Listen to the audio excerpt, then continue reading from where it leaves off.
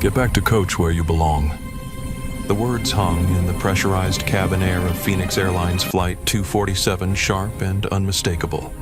They had been spoken by Captain Richard Montgomery, his silver-threaded uniform gleaming under the cabin lights, his voice carrying the unquestioned authority of a man who had spent 23 years commanding the skies.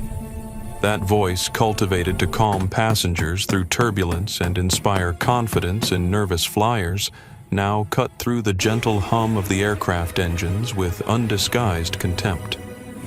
The target of his command was a lanky 19-year-old black man in seat 1A, wearing a simple black hoodie and limited edition Jordan sneakers that cost more than most people's monthly rent. The young man's face remained impassive, but his eyes intelligent, exhausted. Grieving hardened with a quiet fire that seemed to transform him from boy to man in an instant. What Captain Montgomery didn't know, what none of them knew, was that this wasn't just any teenager who had somehow stumbled into first class. This was Jamal Wilson, whose father's coffin had been lowered into the ground just 3 weeks ago. This was Jamal Wilson, who had dropped out of his sophomore year at Stanford to inherit a $16 billion empire. This was Jamal Wilson, who as of 48 hours ago had become the sole owner and chairman of Wilson Equity Group, the parent company of Phoenix Airlines. This was Jamal Wilson, who was about to activate an emergency protocol in the middle of the Atlantic Ocean that would transform the airline ground to captain and deliver a lesson in consequences that none of the crew members would ever forget. The next 7 hours in the air would change everything. The chairman's lounge at JFK Terminal 4 was a fortress of exclusivity disguised as a living room. It was a space meticulously designed to communicate wealth without being gauche about it. Walls painted in suffocating beige leather furnishings the color of wet sand. Modern art that was aggressively inoffensive. The lighting was calibrated to the precise warmth that flattered aging skin, and the carpet was thick enough to swallow the sound of footsteps, creating a hushed atmosphere that felt like a library for people who measured success in stock tickers rather than books. Jamal Wilson sat hunched in a deep leather armchair positioned in the far corner, his long legs folded awkwardly beneath him. His black hoodie was unbranded but clearly expensive, the kind of luxury that announced itself through fabric quality rather than logos. His backpack was propped against his knee, the canvas worn but clean, while his limited edition Jordans, a collaboration with a Japanese designer that had sold out in minutes, rested on top of his carry-on suitcase. Every few minutes, the lounge attendant at the reception desk would glance in his direction, her smile tightening fractionally each time. When he had entered 30 minutes earlier, she had stopped him with a politely venomous, "I'm sorry, sir, but this is a members-only lounge," despite the platinum membership card he'd already placed on her desk. She had examined it with theatrical scrutiny before reluctantly waving him through. Jamal was the only person of color in the room who wasn't serving drinks or clearing plates. This was a fact he registered without surprise. It was the background radiation of his existence, a constant low-level awareness he had learned to compartmentalize years ago. The ambient sounds of the lounge formed a specific soundtrack of privilege ice tinkling against crystal, the soft tapping of luxury pens against Italian leather portfolios, discreet coughs that punctuated hushed conversations about market forecasts. The air was perfumed with notes of sandalwood from hidden diffusers, blending with the faint scent of single malt scotch and freshly polished shoes. But Jamal was oblivious to all of it. His focus was entirely consumed by his laptop screen, where a chaotic video call was unfolding. His fingers moved across the keyboard in frantic bursts, his shoulders tensed beneath the soft fabric of his hoodie.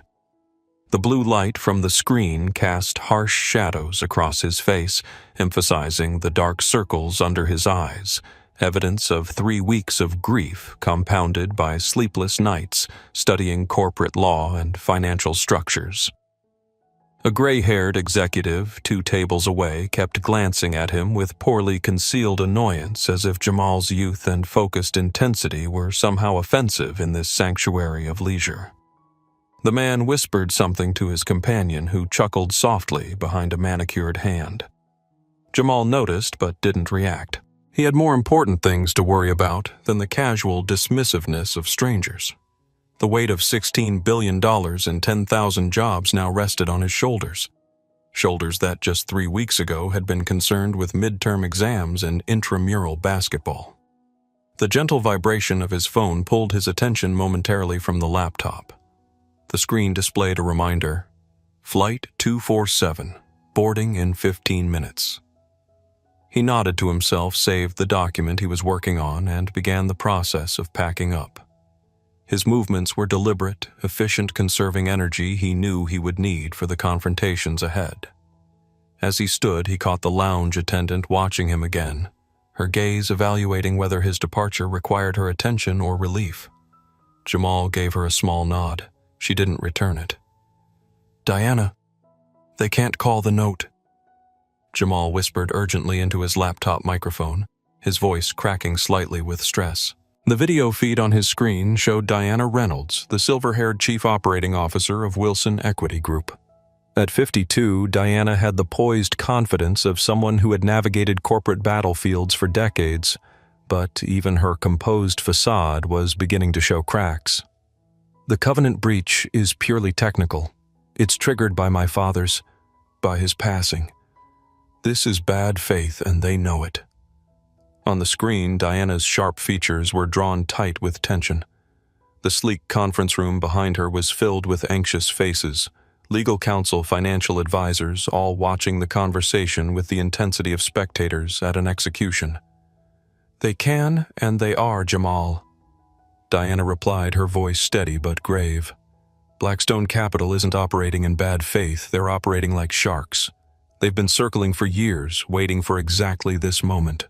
Your father Thomas held them off through sheer force of will and strategic brilliance. Now that he's gone, they think a 19-year-old can't fight back."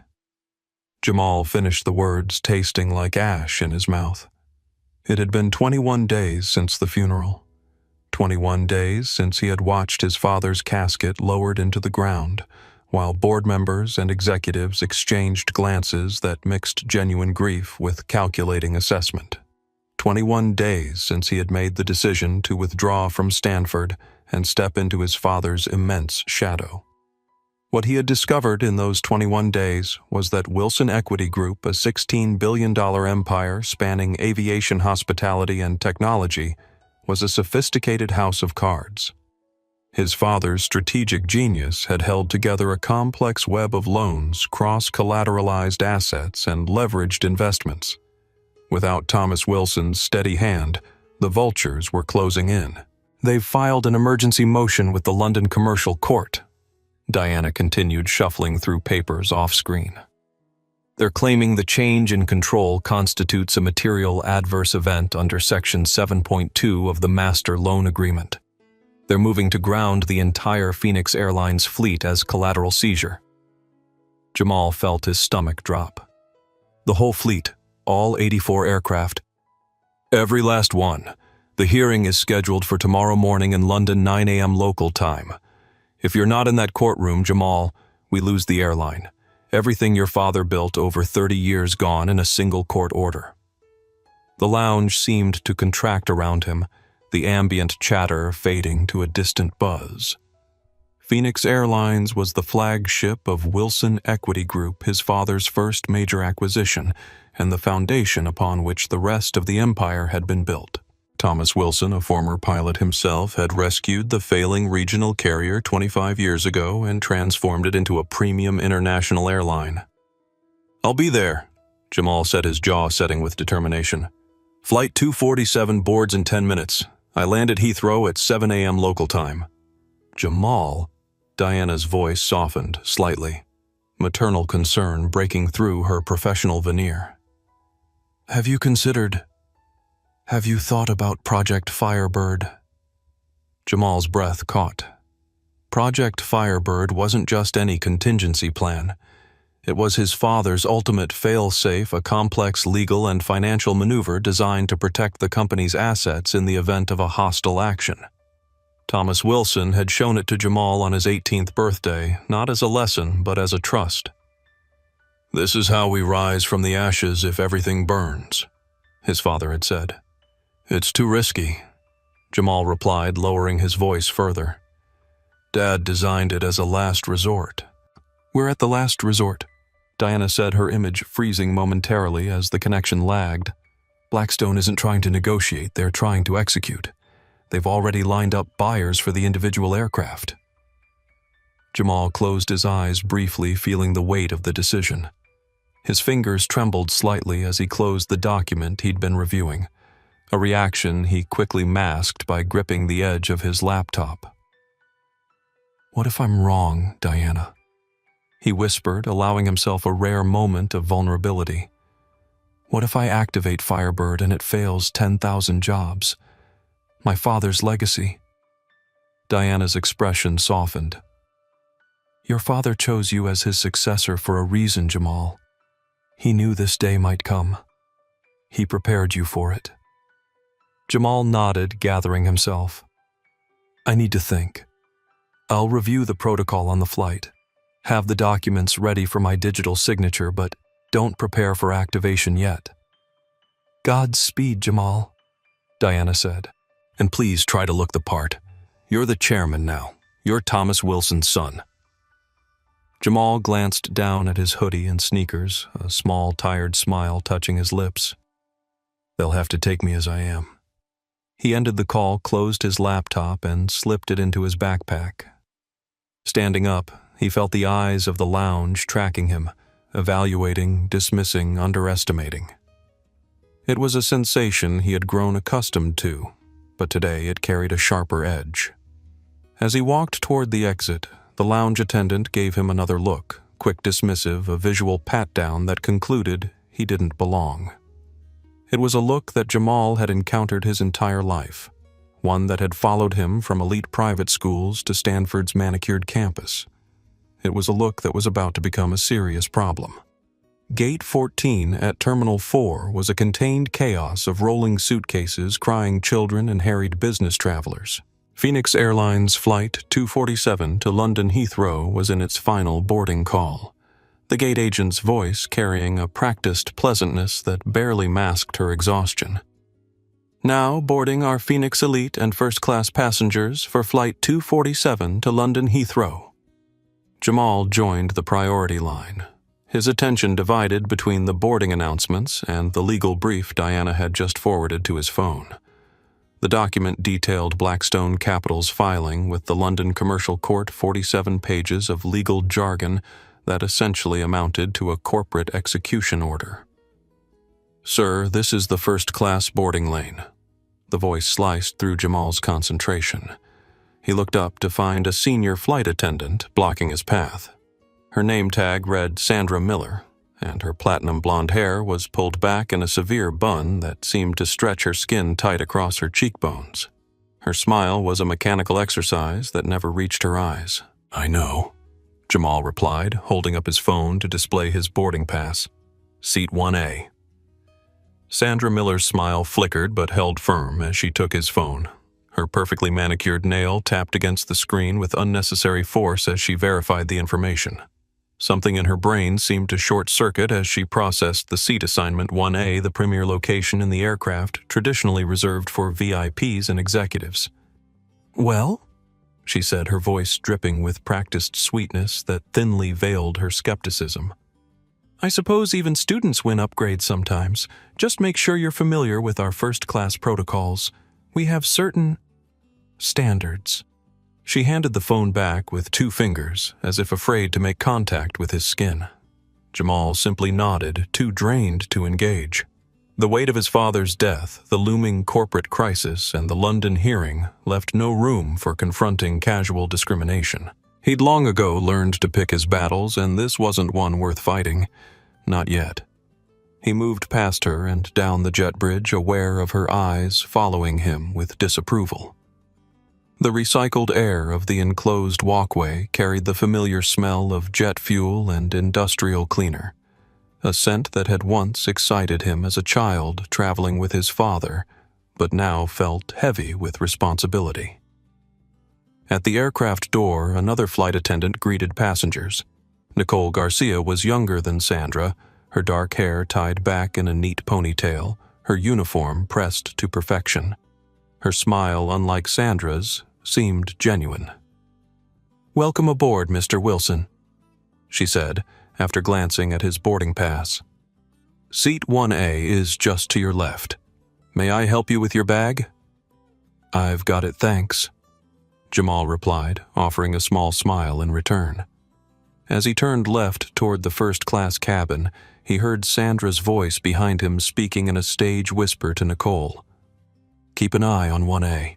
Probably used his parents' miles. These kids think they belong anywhere these days." Nicole's response was too low to hear, but the discomfort in her voice was evident. Jamal continued forward, finding his seat a spacious pod at the very front of the aircraft with its own sliding door for privacy. As he stowed his backpack in the compartment beneath the ottoman, he heard footsteps approaching from behind. "Is there a problem here?" The male voice was deep authoritative and carried the unmistakable tone of someone accustomed to being obeyed. Jamal turned to find himself face to face with a tall man in his late 50s. The 4 stripes on his uniform sleeves identified him as the captain. His gray hair was immaculately styled, his posture military straight. The name badge on his crisp uniform read, "Captain Richard Montgomery." "No problem," Jamal responded, keeping his voice neutral. "Just getting settled in." Captain Montgomery's eyes narrowed slightly as they took in Jamal's hoodie and casual attire. He glanced at Sandra, who had appeared just behind him. "This is the one I was telling you about, Captain," she said in a voice pitched to carry to nearby passengers. "Showed up in the lounge earlier too, acting like he owns the place." Montgomery fixed Jamal with a stare of pure, unadulterated condescension. "Son," he said, his voice dropping to a register that managed to be simultaneously quiet and intimidating. "There must be some mistake. This cabin is for our premium guests." "My boarding pass says 1A," Jamal replied, feeling his patience beginning to fray. "I'd just like to sit down." "I'm sure it does," Montgomery said, taking a step closer. The scent of expensive cologne filled the small space between them. "But I've been flying this route for 23 years. I know our typical customers, and you are not one of them. Now, I don't know what little game you're playing or how you managed to get this seat assignment, but my crew has work to do." He gestured with his thumb over his shoulder toward the economy section of the aircraft. "Go back to coach where you belong. Don't make me call security." The cabin seemed to freeze. Nearby passengers pretended to be absorbed in magazines or phones, but their attention was locked on the confrontation. Nicole Garcia, who was arranging welcome drinks nearby, looked mortified. A middle-aged woman in 3B cleared her throat loudly. "Excuse me," she said, her British accent crisp with disapproval. "That young man's ticket is perfectly valid. I don't see why there's an issue." From across the aisle, an older businessman in 2C chimed in, "Let the boy sit down, for heaven's sake. We're all trying to get settled here." Montgomery shot them both a look of barely concealed irritation before turning back to Jamal. The unexpected passenger intervention had clearly caught him off guard. "Captain," Nicole said quietly, "his boarding pass scanned. It's legitimate." "Nicole," Sandra snapped, "mind your business." Jamal felt a familiar heat rising in his chest. Not the hot flash of embarrassment, but the cold burn of indignation. He had experienced this same scenario in different forms throughout his life at exclusive restaurants, in high-end stores, in the hallways of elite institutions. The presumption that his presence was an anomaly, an error to be corrected. "I'm not going to coach," Jamal said, his voice flat. The exhaustion, the grief, the weight of responsibility, all of it crystallized in this moment. He was being profiled by employees of the very company he was flying to London to save. "That wasn't a request," Montgomery said, his face darkening. "I am the captain of this aircraft. My word is law until we land, and I am telling you that you are not welcome in this cabin. Now move." He placed a hand on Jamal's shoulder, his fingers digging in slightly as if to physically steer him toward the back of the plane. Jamal didn't flinch. He looked at the hand, then up at the captain. The weariness seemed to evaporate, replaced by a cold fire that he had inherited from his father, a quiet, focused intensity that had made Thomas Wilson both feared and respected in boardrooms across the globe. "Captain Richard Montgomery," Jamal said, his voice precise and dangerously quiet. "You have exactly 30 seconds to remove your hand from my shoulder and return to the cockpit. Your job is to fly this plane. My job is to make sure you still have a plane to fly tomorrow." Montgomery laughed, a short barking sound that carried no humor. "And who exactly are you, kid, the King of England?" Jamal reached into his pocket and pulled out his phone. He opened his messaging app and composed a text to Diana Reynolds. "No," he said, looking directly into Montgomery's eyes. "I'm Jamal Wilson, and as of 48 hours ago, I'm the majority shareholder and new chairman of Wilson Equity Group, the parent company that owns Phoenix Airlines." He pressed send and looked back up at the captain. "Or, to put it in terms you'll understand, I'm your new boss. As I said, you're excused. The cabin door is closing." Montgomery's face went white. Sandra Miller's painted-on smile melted into a mask of horror. Behind them, Nicole Garcia's eyes widened in shock. You're lying," Montgomery stammered, his hand dropping from Jamal's shoulder. Jamal's phone buzzed. He held it up, displaying Diana's immediate response. "Urgent. Captain Richard Montgomery, Flight 247. Emergency protocol initiated. Check your ACR's unit immediately." "You should check your aircraft communication system, Captain," Jamal said, settling into seat 1A and reaching for the door of the pod. "You're about to have a very, very bad flight." The first-class cabin of Phoenix Airlines Flight 247 was the physical embodiment of luxury travel. 8 private pods arranged in a 1-2-1 configuration, each a cocoon of privilege designed to insulate passengers from the indignities of modern air travel. The pods in the center section featured privacy dividers that could be raised or lowered, while the window seats like Jamal's 1A offered unobstructed views of the clouds and complete seclusion from other travelers. The materials announced their quality through understated elegance, hand-stitched leather in cream, and navy-polished walnut accents, brushed metal fixtures that caught the cabin lighting at precisely calculated angles. Each pod contained a plush seat that converted to a fully flat bed, a 24-inch high-definition display noise-canceling headphones in a leather case, and a side console with intuitive controls for every aspect of the passenger experience. The air in first class carried a signature scent, a subtle blend of sandalwood and citrus designed by a French perfumer exclusively for Phoenix Airlines. The lighting was programmed to shift throughout the flight, mimicking natural circadian rhythms to reduce jet lag. Even the background noise was carefully engineered, the environmental systems calibrated to create a gentle, white noise that masked but didn't eliminate the reassuring hum of the engines. Jamal settled into his seat, absorbing the irony of his situation. This pod, with its Italian leather and handcrafted details, had been designed under his father's exacting specifications. Thomas Wilson had insisted that first class should feel like a personal sanctuary, not just a bigger seat, and had personally tested the prototypes before approving the final design. Now his son sat here, treated like an interloper in the very environment his father had created. In seat 2A diagonal from Jamal sat Andrew Thompson. At 45, Thompson had the lean, hungry look of a man who observed everything and forgot nothing. His tailored suit bore the subtle hallmarks of Savile Row craftsmanship, and his Oxford shoes were polished to a mirror shine. What marked him as different from the typical business traveler was the notebook he kept beside him, not a laptop or tablet, but an actual leather-bound journal in which he occasionally jotted notes with a fountain pen. Thompson had watched the confrontation between Jamal and the captain with the composed interest of a naturalist observing rare wildlife. When Montgomery had stormed off, followed by a visibly shaken Sandra Miller, Thompson had caught Jamal's eye for the briefest moment and given him a nearly imperceptible nod, not quite solidarity, but something like professional appreciation.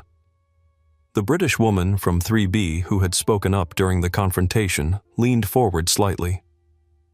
"Absolutely disgraceful behavior," she said in a caring whisper. "I've never seen anything like it." Her seatmate, a silver-haired man who appeared to be her husband, nodded in agreement. "Should be reported. Utterly unprofessional." From 4A, a younger black businessman in his 30s caught Jamal's eye and gave him a subtle gesture that silently communicated, "Been there. Stay strong." It was the kind of wordless acknowledgement shared between those who'd navigated similar waters.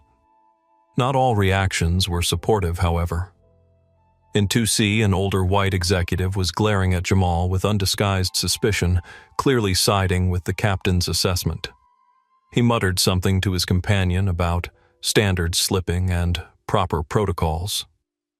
The other first-class passengers busied themselves with pre-departure routines, executives reviewing presentations, celebrities hiding behind sunglasses, wealthy retirees already perusing the wine list. All of them had witnessed the confrontation to some degree, and their divided responses created an undercurrent of tension in the cabin. Nicole Garcia moved efficiently through the cabin, distributing hot towels and taking drink orders. When she reached Jamal, her demeanor was professionally warm but tinged with embarrassment. "Mr. Wilson," she said quietly, "I'd like to apologize for what happened. It was completely unprofessional and unacceptable." Jamal looked up from his phone where he had been reviewing the Project Firebird documents. "You have nothing to apologize for, Nicole. You were the only one who acted appropriately. Can I get you a pre-departure beverage? Perhaps some water or champagne?" "Just water, please. And Nicole." He hesitated for a moment. "Thank you for speaking up." She gave him a small, genuine smile. "Of course, Mr. Wilson.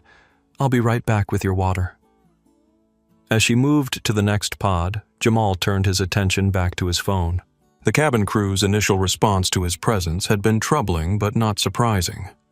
What worried him more was what awaited him in London and whether the company his father had built would survive the next 24 hours.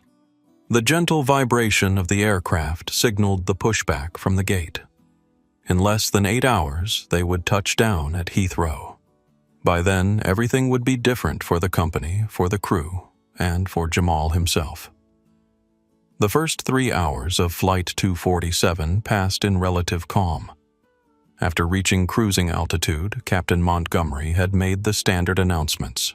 Current altitude, expected flight time, weather conditions, at the destination, his voice carrying the practiced warmth of a man who had spent decades reassuring passengers over intercoms. There was no hint in his professional delivery of the contempt he had shown Jamal during boarding. Dinner service had concluded, the cabin lights had been dimmed to a soft blue glow, and most passengers had settled in for sleep or entertainment. Jamal remained awake, working steadily through legal documents on his laptop, preparing for the London hearing while simultaneously reviewing the complex protocols of Project Firebird. The quiet productivity was interrupted by the sound of the cockpit door opening. Jamal glanced up to see Captain Montgomery emerging, his uniform pristine, his posture rigid with authority. He carried a small microphone in one hand, not the usual overhead PA system, but a handheld device that would allow him to make announcements while moving through the cabin. "Ladies and gentlemen," Montgomery's voice came smoothly through the cabin speakers. "This is Captain Montgomery speaking. We've reached our cruising altitude of 39,000 feet. Weather ahead looks clear, and we're expecting an on-time arrival at London Heathrow. So just sit back, relax, and let my wonderful crew take care of you." He clicked off the microphone but continued walking slowly through the first-class cabin. It was an unusual move. Captains typically remained in the cockpit during overnight transatlantic flights, and the purpose of his patrol became clear as he deliberately made his way toward seat 1A. Montgomery passed by other first-class passengers with a friendly nod, stopping occasionally to exchange pleasantries with those he recognized as regulars. His progress was unhurried, a casual display of dominance in his domain. When he finally reached Jamal's pod, he paused, waiting for acknowledgement. Jamal continued typing for several seconds before looking up. The captain's expression was a carefully composed mask of professional concern, but his eyes told a different story. Cold, evaluating, threatened. "Mr. Wilson," Montgomery said, his voice low enough that only Jamal could hear him. Jamal didn't respond immediately. He saved his work, closed his laptop, and finally gave the captain his full attention. The exhaustion of grief and stress was visible in the shadows beneath his eyes, but his gaze was steady and direct. "What is it, Captain?" Montgomery leaned in slightly, his cologne an expensive woody scent filling the confined space. "I don't know what kind of game you're playing, young man. I've checked the company directory. Thomas Wilson is the chairman, a man I respect, a man I've flown personally several times over the years. You may share his name, perhaps you're even related to him, but you are not him." The mention of his father sent a sharp pain through Jamal's chest, but his expression remained neutral. "And regardless of who you claim to be," Montgomery continued, his voice hardening, "on this aircraft, I am the ultimate authority. Federal aviation regulations back me up. You will show proper respect to me and my crew, or I will have you restrained and arrested upon landing. Do you understand me?" The threat hung in the air between them, heavy and explicit. Several nearby passengers were pretending to sleep or watch movies, but their attention had shifted to the quiet confrontation. Jamal felt a hot spike of anger, not for himself, but for his father, for the legacy being disrespected by this man who claimed to have known him. For a moment, his carefully maintained composure wavered. He opened his mouth to deliver a cutting response, then closed it again, suddenly unsure. Who was he to lead this company? A 19-year-old college sophomore thrust into power by tragedy, trying to fill shoes that seemed impossibly large. The doubt he'd kept at bay for 3 weeks surged forward, momentarily paralyzing him. Montgomery seemed to sense the hesitation, a predatory gleam entering his eyes. "That's what I thought," he said softly. "Just a kid playing dress-up." The words, so dismissive and yet so close to Jamal's own private fears, broke through his momentary paralysis. He straightened in his seat, finding his voice again. "First of all," Jamal said, his voice cutting through the ambient hum of the engines, "my father is dead.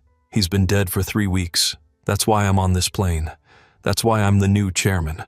I'd give anything to have him sitting here instead of me, but he's not." Montgomery's expression faltered for a moment, genuine surprise breaking through his hostility. "Second," Jamal continued, gathering momentum, "you are correct that you have authority regarding the operation of this aircraft, but I have authority over your employment. You've now harassed a passenger twice. You've allowed your senior flight attendant to assault that same passenger." "Assault?" Sandra Miller's voice came from behind Montgomery. She had been hovering nearby, apparently waiting for an opportunity to join the confrontation. "I did no such thing." "You deliberately spilled water on my laptop and clothing," Jamal replied calmly. "And I'm quite certain the gentleman in 2A who filmed the entire incident would agree it was no accident." Andrew Thompson, who had indeed been discreetly recording the interaction on his phone, gave a small, affirming nod. Sandra's face went pale. "Now, Captain," Jamal said, his voice dropping to a controlled whisper, "I am in the middle of trying to save Phoenix Airlines from a hostile takeover. If I fail, this entire company will cease to exist before we land in London. Your pension, Ms. Miller's job, Nicole's future, all of it disappears. So I'm going to ask you one more time to go back to the cockpit and fly the plane." The raw financial terror in Jamal's words finally seemed to penetrate. Montgomery was a pilot, but he had been with the airline long enough to understand the precarious nature of the industry.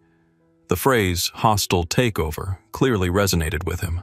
He stared at Jamal, searching for any sign of bluff or exaggeration, but found only the cold certainty of someone carrying an impossible burden. Without another word, Montgomery turned and walked back toward the cockpit, his movements stiff with suppressed rage. The door sealed shut behind him with a heavy thud, In the galley, Nicole Garcia had been listening to the exchange, her eyes wide with a mixture of shock and admiration. She quickly prepared a fresh bottle of water, a hot towel, and a small plate of mixed nuts, then approached Jamal's pod. "Mr. Wilson," she said softly, "I brought you these, and I want to say that this is not what Phoenix Airlines is supposed to be. Not all of us are like that." Jamal looked up at her, really seeing her for the first time. There was no artifice in her expression, no angle being played, just genuine decency and professionalism in the face of a toxic situation. "Thank you, Nicole," he said, accepting the water with a tired smile. "I appreciate that more than you know." "Is there anything else I can do for you?" she asked. "For your call or work?" Jamal paused, considering her question seriously. "Actually, yes. Does the flight crew have access to the main company operations server from the air?" "Only the captain and first officer," Nicole replied. "They have secure tablets that connect to headquarters for flight plans and company communications." "Why?" "Because," Jamal said, turning back to his screen where Diana Reynolds was waiting on a secure video call, "I may need to lock them out of the system." The incident occurred approximately 45 minutes after the captain's retreat to the cockpit. The cabin had settled into the rhythmic lull of mid-flight, that peculiar suspended reality where time seemed to stretch and contract simultaneously, marked only by the soft chime of call buttons and the whispered conversations of passengers fighting insomnia. Jamal had been working continuously, his focus absolute as he navigated the labyrinthine details of his father's company. His laptop screen illuminated his face with a harsh blue glow, casting shadows that emphasized the hollows beneath his cheekbones, evidence of meals skipped and sleep forgone in the wake of his father's death. Sandra Miller had been conspicuously absent from the first-class cabin since her earlier confrontation, leaving Nicole Garcia to handle the service alone. But as the cabin entered its fourth hour over the dark Atlantic, Sandra reemerged from the galley, her professional mask firmly back in place, though her eyes remained hard. She moved through the cabin with deliberate efficiency, refilling water glasses and asking if passengers required anything. When she reached Jamal's pod, her smile tightened to a grimace. "Water, sir?" she asked, holding a crystal carafe at a precise angle. Jamal glanced up, momentarily disoriented as he transitioned from legal documents to present reality. He nodded briefly before returning his attention to the screen. What happened next occurred in a sequence so fluid it almost appeared choreographed. As Sandra tilted the carafe, the plane encountered a minor pocket of turbulence, barely enough to notice a gentle rolling sensation that most experienced travelers would ignore. But in Sandra's hands, this minor disruption became catastrophic. The water arced out of the carafe in a perfect parabola, splashing across Jamal's keyboard, soaking his sleeve and pooling in his lap. The liquid seeped instantly between the keys of his laptop, causing the screen to flicker ominously. "Oh my," Sandra gasped, her hand flying to her mouth in a performance of shock that wouldn't have convinced a child.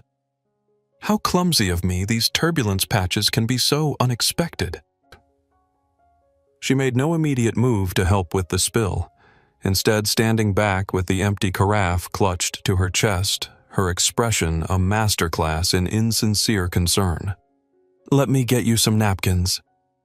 She finally offered her tone, suggesting she was doing him an extraordinary favor. Jamal didn't respond. He calmly closed his laptop to prevent further damage and assessed the situation with a measured gaze. The water had soaked through his hoodie and was rapidly chilling against his skin, but his expression revealed nothing beyond mild inconvenience. From the galley, Nicole witnessed the entire scene, her face reflecting genuine horror at her colleague's action. In seat 2A, Andrew Thompson observed with the cool assessment of a professional witness. Without drawing attention to himself, he adjusted his phone against his armrest, angling it to capture both Jamal and Sandra in frame, and pressed record. The British woman in 3B audibly tutted, shaking her head in disapproval.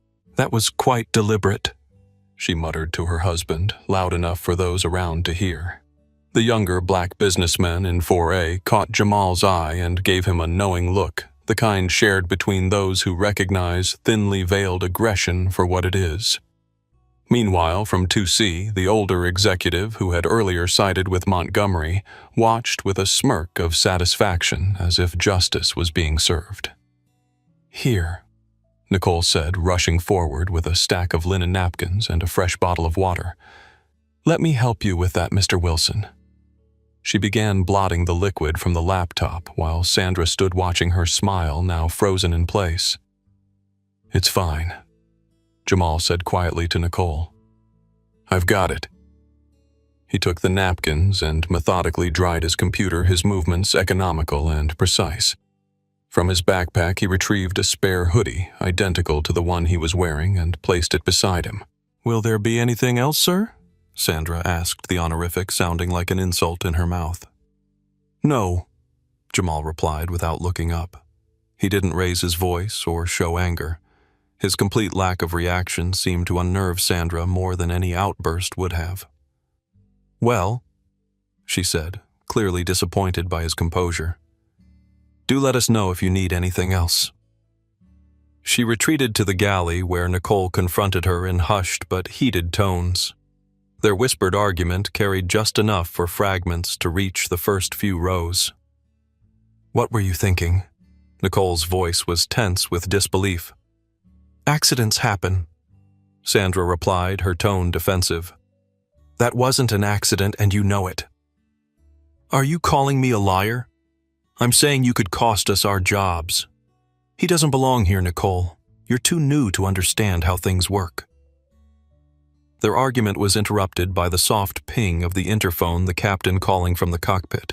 Sandra answered, listened briefly, then glanced toward Jamal with renewed hostility before disappearing through the curtain toward the front of the aircraft.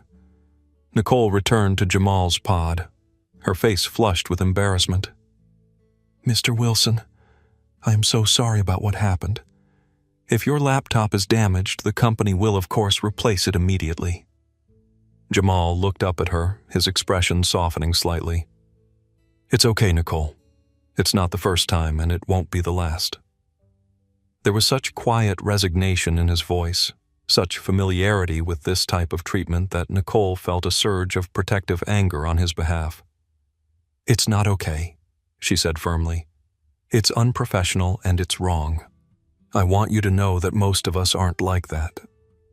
"I know," Jamal replied, offering her a tired smile.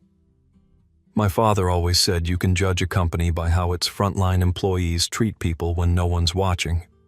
He'd be glad to know there are still people like you at Phoenix." The mention of his father seemed to steady him. He pulled the dry hoodie over his head, replacing the damp one with the efficiency of someone accustomed to adapting quickly to uncomfortable situations. In seat 2A, Andrew Thompson continued his discreet recording, capturing not just the water incident, but the aftermath. The quiet dignity with which the young chairman handled the situation contrasted sharply with the flight attendant's petty aggression. Jamal powered his laptop back on, relieved to see it still functioning. He had work to do, a company to save, a legacy to protect. The cold dampness of his clothes and the hostility of the crew were distractions he couldn't afford. As he reconnected to the secure server, a message from Diana Reynolds appeared on his screen. "Urgent update. Blackstone has moved up the hearing. 7:30 a.m. London time. Their legal team is already at the court. We're running out of options." Jamal checked his watch. 5 hours until landing. The timeline had just compressed dramatically, and with it his options narrowed to a singular path. It was time to seriously consider activating Project Firebird. The Mid-Atlantic is a peculiar kind of nowhere suspended between continents, between time zones, between night and day. For passengers on long-haul flights, this liminal space often induces a dreamlike state, a temporary surrender to the strange reality of being neither here nor there. For Jamal Wilson, 39,000 feet above the darkened ocean that nowhere had become the epicenter of a financial battle that would determine the fate of thousands of employees and billions in assets. His pod door was closed, creating a private office in the sky. The noise-canceling headphones blocked out the ambient sounds of the aircraft, leaving only the secure connection to Diana Reynolds and the legal team gathered in the Wilson Equity Group's London office. "They're not bluffing." Diana's voice crackled over the satellite connection, her image occasionally freezing on the screen as the bandwidth fluctuated. "Blackstone Capital just sent the final notice. They're invoking the change in control clause, citing your father's death as the triggering event." The conference room behind her was a hive of controlled panic attorneys in rumpled suits who had been working nonstop for days, financial analysts surrounded by spreadsheets and market projections, all of them watching Jamal with the desperate hope of drowning swimmers eyeing a distant lifeboat. "What's their end game?" Jamal asked, his voice steady, despite the adrenaline coursing through his system. "They can't possibly want to operate an airline." "They don't," responded a balding attorney to Diana's left. "They've dispatched agents to Heathrow to physically seize this aircraft Galileo the moment it touches down. The London court granted the temporary order. It's a show of force, a public humiliation designed to trigger a panic sell-off of Wilson equity stock." "They'll seize the plane with passengers still on board?" Jamal asked, horrified. "They'll wait until passengers deplane," Diana clarified. "But they plan to chain the landing gear to a tug. It's theater, Jamal. They want to create images of Phoenix Airlines planes being repossessed like cars from delinquent owners. Once they have the flagship, the rest of the fleet will be grounded by default. We're finished." Jamal's heart hammered against his ribs. He was 19, barely out of his freshman year of college. 6 weeks ago, his biggest concern had been an upcoming economics midterm. Now, 10,000 jobs hung in the balance, dependent on his ability to outmaneuver financial predators with decades more experience. The enormity of the moment crashed over him like a physical wave. His hands began to tremble, and he set the laptop down on the tray table to hide the reaction. A cold sweat broke out across his forehead. "What if I can't do this?" he whispered, not even realizing he'd spoken aloud. "What if I fail them all?" Diana leaned closer to her camera. "Jamal, look at me." He raised his eyes to the screen, no longer bothering to hide the fear that had been his constant companion since his father's death. "You are not alone in this," Diana said firmly. "Your father built a team, not just a company.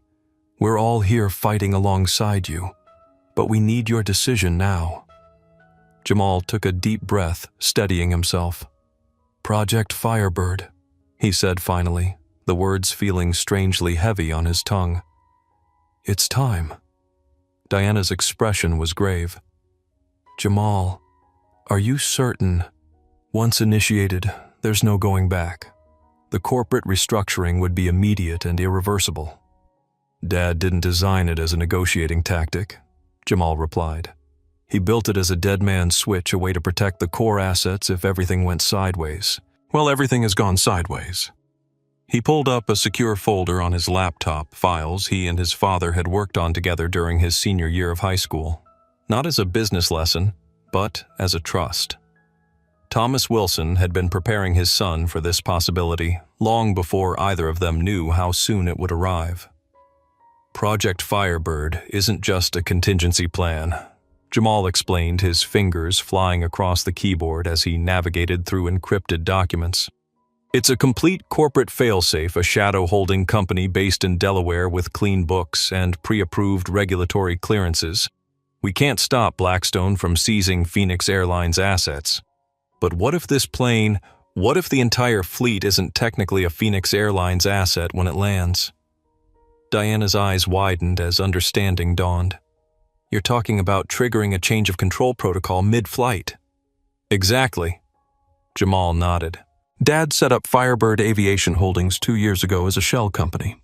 All the aircraft in the Phoenix fleet have dual registration paperwork already filed with the FAA and international aviation authorities. They're owned by Phoenix, but with contingent ownership rights instantly transferable to Firebird Aviation in the event of specific triggering conditions. Jamal, that's... Diana seemed at a loss for words. Insane. Brilliant both. Jamal allowed himself a small smile. It's pure Dad. He always said, build the escape hatch before you need it. The logistics, the paperwork, it's already done. Jamal interrupted. My father pre-signed the asset transfer agreements when he set up the structure. They just need my counter-signature as his successor to activate. I'm looking at the documents now. He turned his screen to show Diana the complex legal framework Thomas Wilson had constructed layer upon layer of protective corporate architecture designed specifically to thwart the exact type of hostile action Blackstone was attempting. And the employees, the operating certificates, Diana pressed. Phoenix Airlines would continue to exist as a brand and operator, but the physical assets, the aircraft, the maintenance facilities, the terminal rights would all transfer to Firebird Aviation Holdings. Phoenix would instantly become a service company operating assets owned by Firebird. Blackstone can try to seize Phoenix, but they'd get an empty shell. Diana exchanged looks with the legal team. The court might view this as fraudulent conveyance. It would only be fraudulent if it happened after the court order was issued, Jamal countered. We're still in international airspace. The hearing hasn't happened yet. The asset transfer would be completed before any court ruling. He scrolled through the documents showing her the intricate legal opinions Thomas Wilson had commissioned over the past 3 years, a comprehensive defense of the strategy built by some of the most respected corporate attorneys in the country. But what if it's not enough? Jamal suddenly asked, the doubt returning. What if the court invalidates the transfer? What if there's a technical error in the filing? What if... Jamal. Diana interrupted gently. Your father used to say that in business, you never have perfect information or perfect certainty. You make the best decision you can with what you know, and then you commit fully. Is this the best decision with what we know right now? Jamal paused, then nodded slowly. Yes, it's the only chance we have to save the company. Then commit to it, Diana said simply. We'll handle the rest. Your father was preparing for this for years. The balding attorney added a note of awe in his voice. He knew someday he wouldn't be here to protect the company. He built this for exactly this moment. Jamal absorbed their words, drawing strength from the reminder of his father's foresight. The man had spent years creating a contingency plan specifically for his son to execute if needed. That level of trust was humbling and empowering. Diana straightened her shoulders, decision made. What do you need from us? Prepare the emergency notifications to all flight crews, ground staff, and regulatory authorities. Once I sign this, we need to immediately inform every Phoenix employee of the change. And, Diana...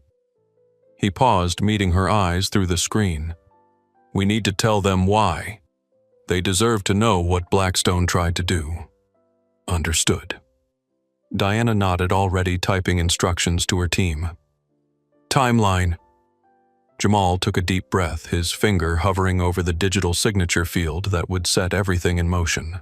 Now, he said, pressing his thumb to the biometric verification pad on his phone.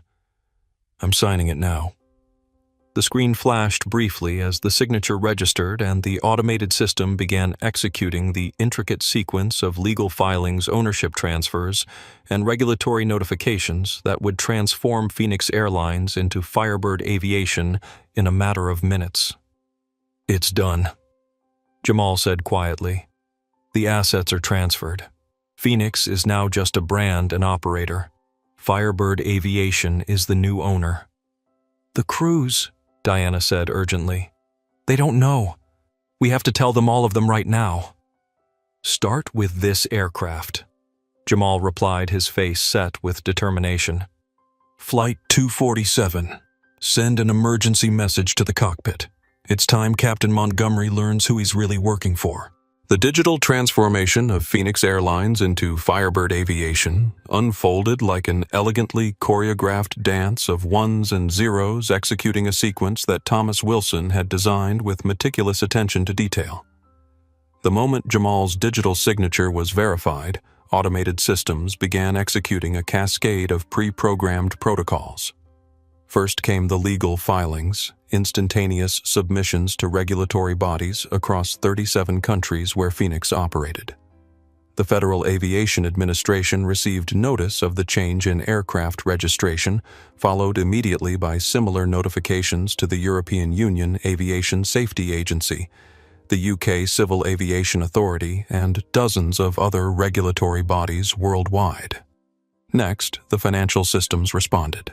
Banking protocols initiated the transfer of operating accounts from Phoenix to Firebird, maintaining service continuity while changing the underlying ownership structure. Credit card processors were updated to reflect the new merchant name insurance policies, automatically transferred, and vendor contracts novated under emergency clauses specifically designed for this scenario. Then the technical systems aircraft transponder codes updated to reflect the new call signs maintenance tracking software, migrated to new servers crew scheduling applications redirected to the Firebird domain. The in-flight entertainment systems on all 84 aircraft in the fleet simultaneously rebranded with the new logo and welcome messages. But not everything went smoothly.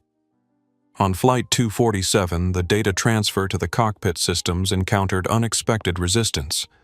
The system had been programmed to execute a complete transition in under 3 minutes, but as the progress bar crawled past 60%, it suddenly froze.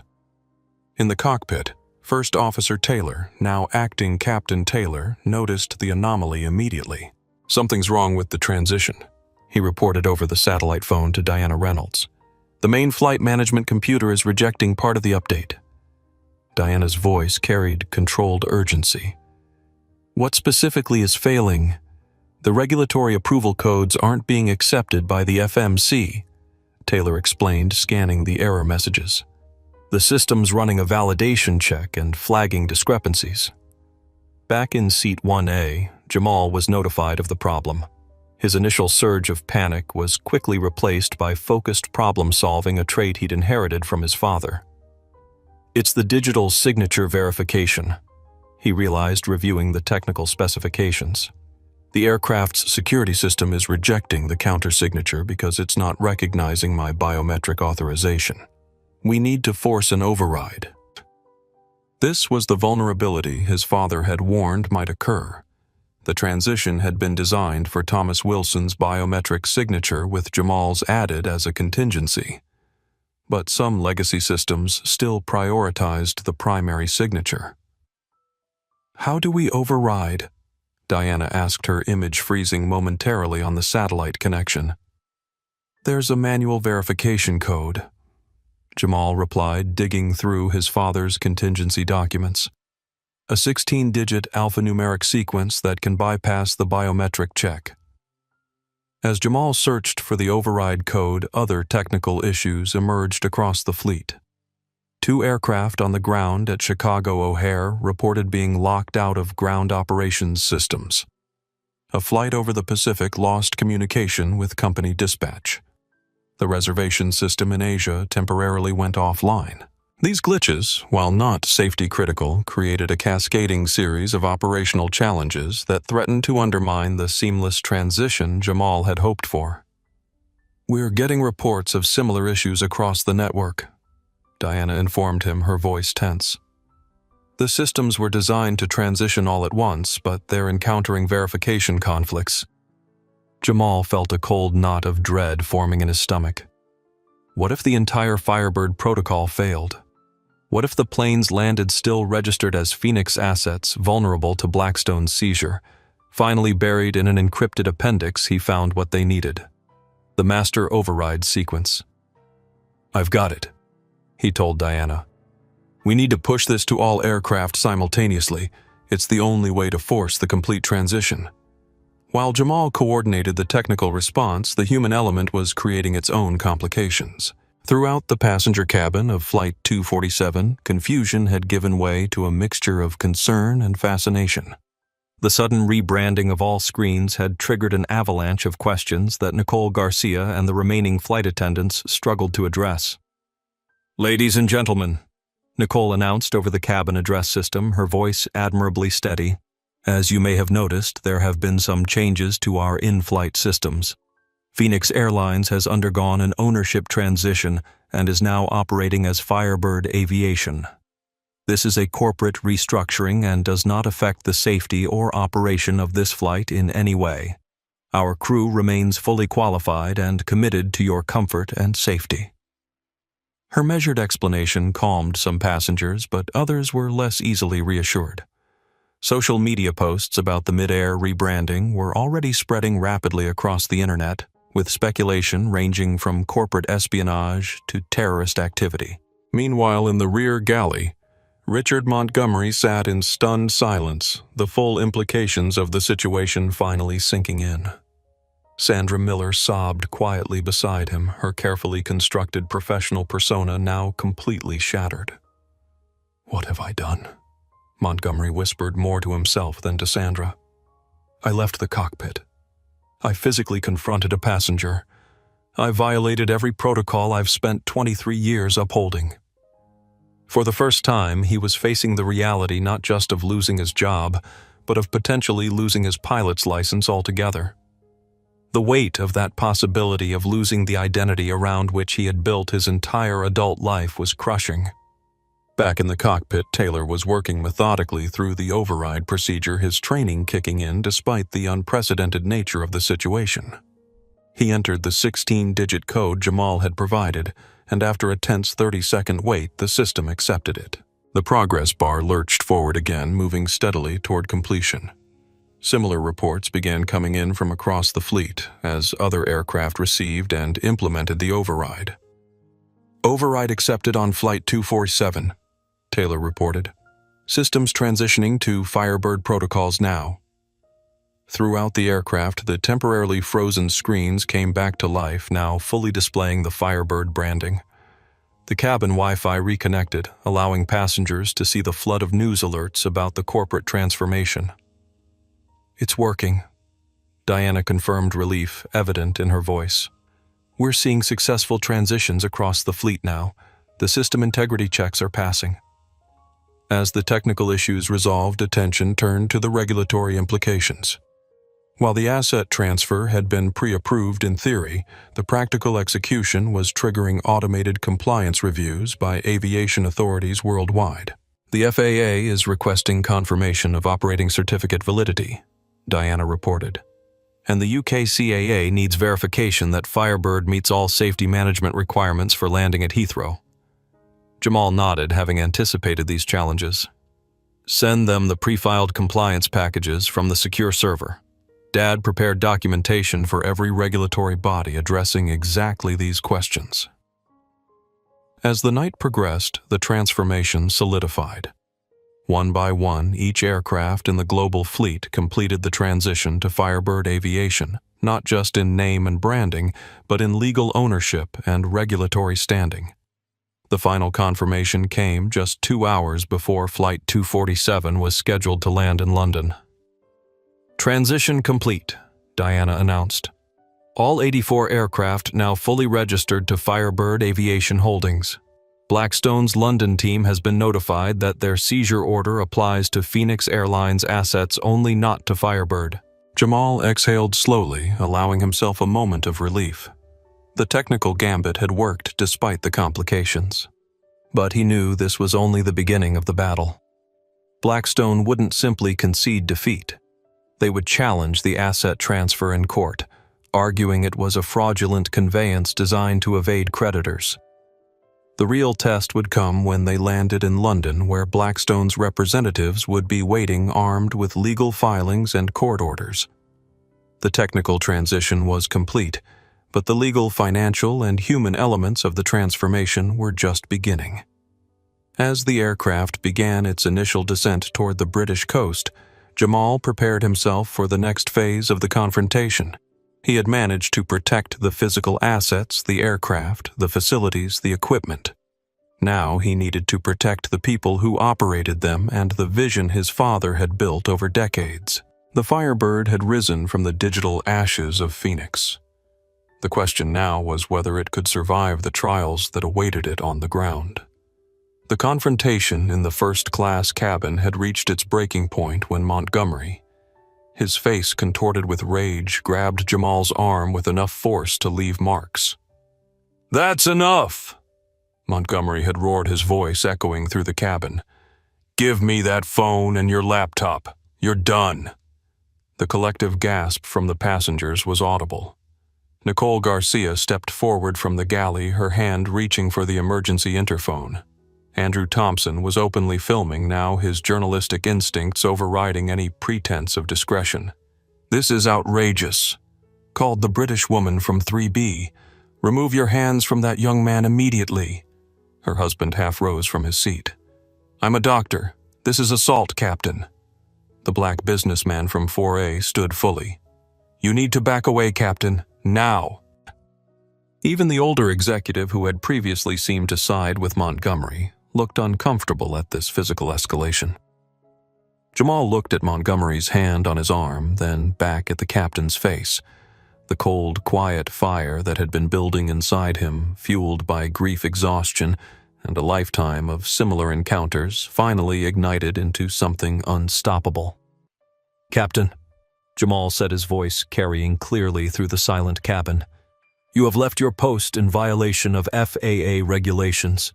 You have assaulted a passenger, twice. You are putting this entire flight at risk because your ego is hurt." "You are a saboteur," Montgomery shouted, his face purple with rage.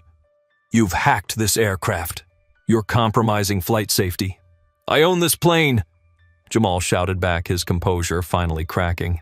The weeks of contained emotion, the grief of losing his father, the weight of inheriting an empire at 19, the exhaustion of fighting financial predators, and now this blatant discrimination, all of it erupted in a moment of raw authenticity. "You think this is a game? You think I'm playing around with people's lives?" He continued, yanking his arm free from Montgomery's grip. "While you were sipping coffee and insulting passengers, our company was dying. Blackstone Capital was hours away from grounding us. I just saved your job. I saved this entire airline by transferring $500 million in assets while 39,000 feet in the air." He thrust his laptop screen toward Montgomery's face, showing the executed asset transfer agreement with all its official seals and signatures. "This is real," Jamal declared, his voice breaking slightly. "Project Firebird is real, and you," he jabbed a finger at Montgomery's chest, "are a disgrace to the uniform my father respected." Montgomery stumbled back, momentarily stunned by the ferocity of Jamal's response and the undeniable evidence on the screen. Sandra Miller, who had been frozen in the galley, let out a small, terrified whimper. "Thomas Wilson," Montgomery stammered, recognition finally dawning in his eyes. "Thomas was he was my father." Jamal confirmed, his voice echoing through the cabin. "And you?" He turned to Sandra. "You spilled water on me because you thought I was some kid who didn't belong in first class." He wheeled back to Montgomery. "And you ordered me to go back to coach because you didn't like the color of my skin or the hoodie I was wearing. You're not just bad employees, you're bad people." The cabin was absolutely silent. Every passenger, every crew member was witnessing something rarely seen in the carefully controlled environment of commercial aviation, raw human truth cutting through layers of pretense and protocol. At that precise moment, the cockpit satellite phone rang. First Officer Taylor, who had been listening to the entire exchange on the cabin audio feed, answered it. "First Officer Taylor speaking," he said, his voice tense. "James, this is Diana Reynolds, COO of Wilson Equity Group," came the crisp, authoritative voice of the company's second-in-command.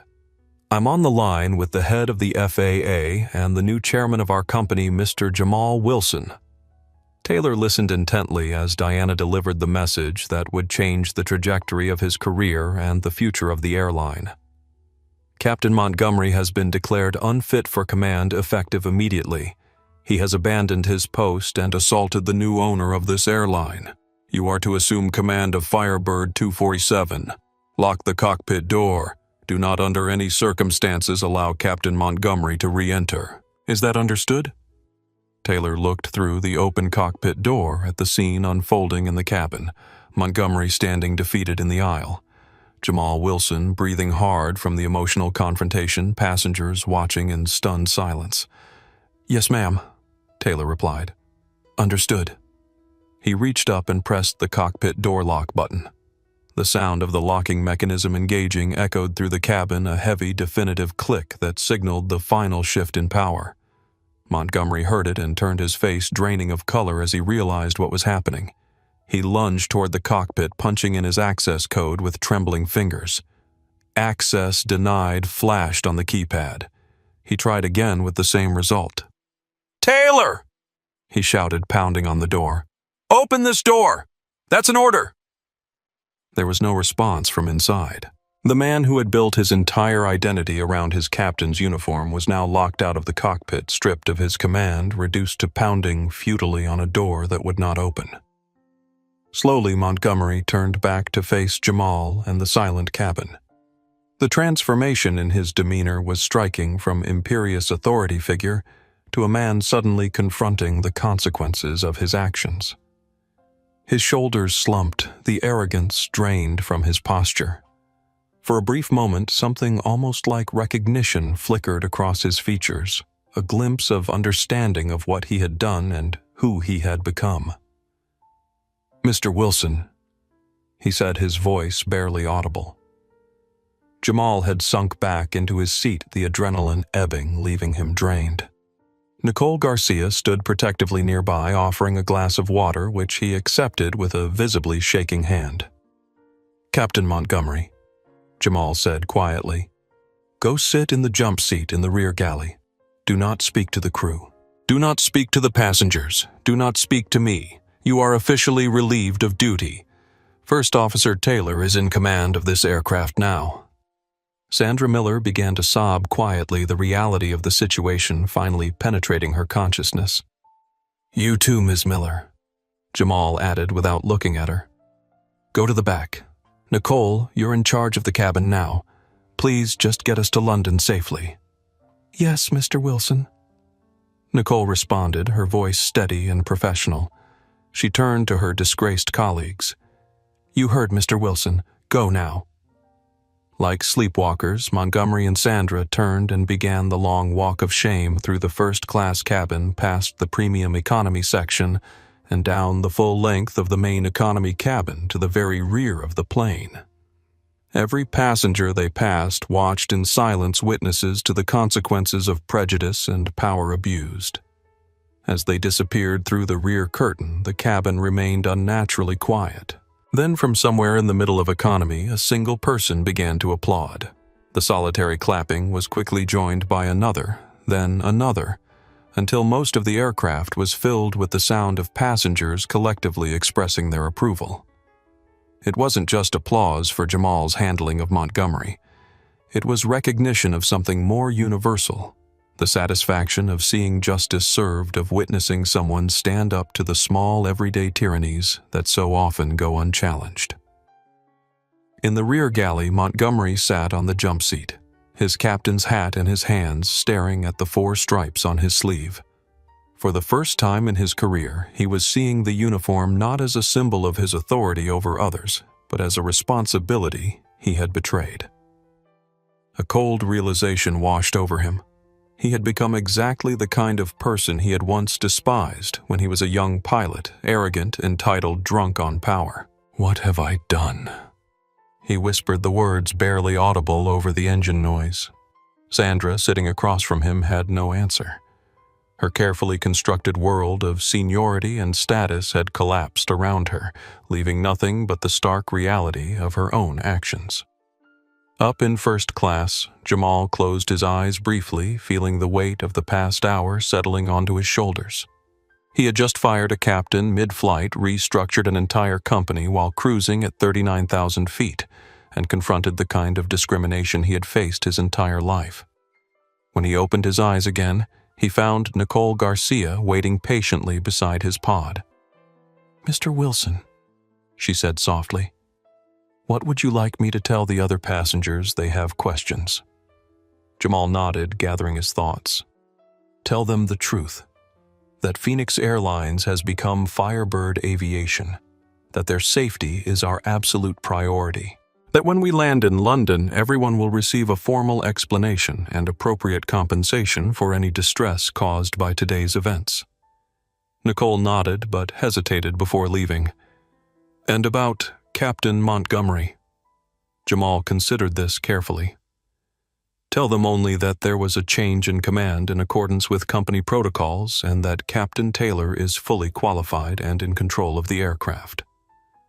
"Thank you, sir," Nicole said, clearly relieved to have clear direction. As she moved away to brief the other flight attendants, Jamal turned back to his laptop. He had just over 3 hours until they landed in London, where Blackstone Capital's representatives would be waiting, unaware that their strategy had been completely undermined. It was time to prepare for the next battle. In the cockpit of Flight 247, James Taylor sat in the captain's seat for the first time in his career, not as part of a planned promotion, but through an extraordinary chain of events that had thrust him into command mid-flight over the Atlantic Ocean. The satellite phone had just disconnected after his conversation with Diana Reynolds. The cockpit door remained locked, with Montgomery's occasional pounding becoming more sporadic before finally ceasing altogether. Taylor methodically reviewed the flight management system, confirming their route fuel status and weather conditions ahead. The aircraft itself was functioning perfectly, a marvel of engineering designed to continue its journey regardless of the human drama unfolding within its fuselage. Despite the unusual circumstances, Taylor felt a strange sense of calm. His 4 years with Phoenix had been spent preparing for responsibility, accumulating the experience and judgment necessary for command. That the opportunity had come through such unprecedented events didn't change the fundamental reality he was now the captain responsible for the lives of everyone on board. He keyed the public address system. "Ladies and gentlemen, this is Captain Taylor speaking. I want to assure you that our aircraft is operating normally and we expect an on-time arrival in London. There has been a change in command, but I want to emphasize that safety remains our absolute priority. The cabin crew will provide more information about the corporate changes you're seeing on your screens. Thank you for your understanding." The message was brief, but sufficient. Now it was time to focus on the operational aspects of the flight. Taylor contacted London Air Traffic Control to update them on the call sign change from Phoenix 247 to Firebird 247, explaining it as part of a corporate restructuring. The controller acknowledged without much interest. Aircraft occasionally underwent ownership changes, though rarely while in flight.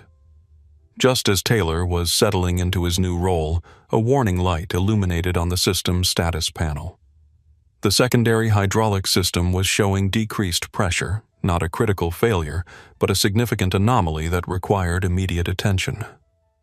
"Damn," Taylor muttered quickly, running through the appropriate checklist. The timing couldn't have been worse. A maintenance issue now would only add fuel to Montgomery's claims about compromised safety. He verified the readings, confirmed the primary hydraulic system was functioning normally, and consulted the aircraft's technical manual.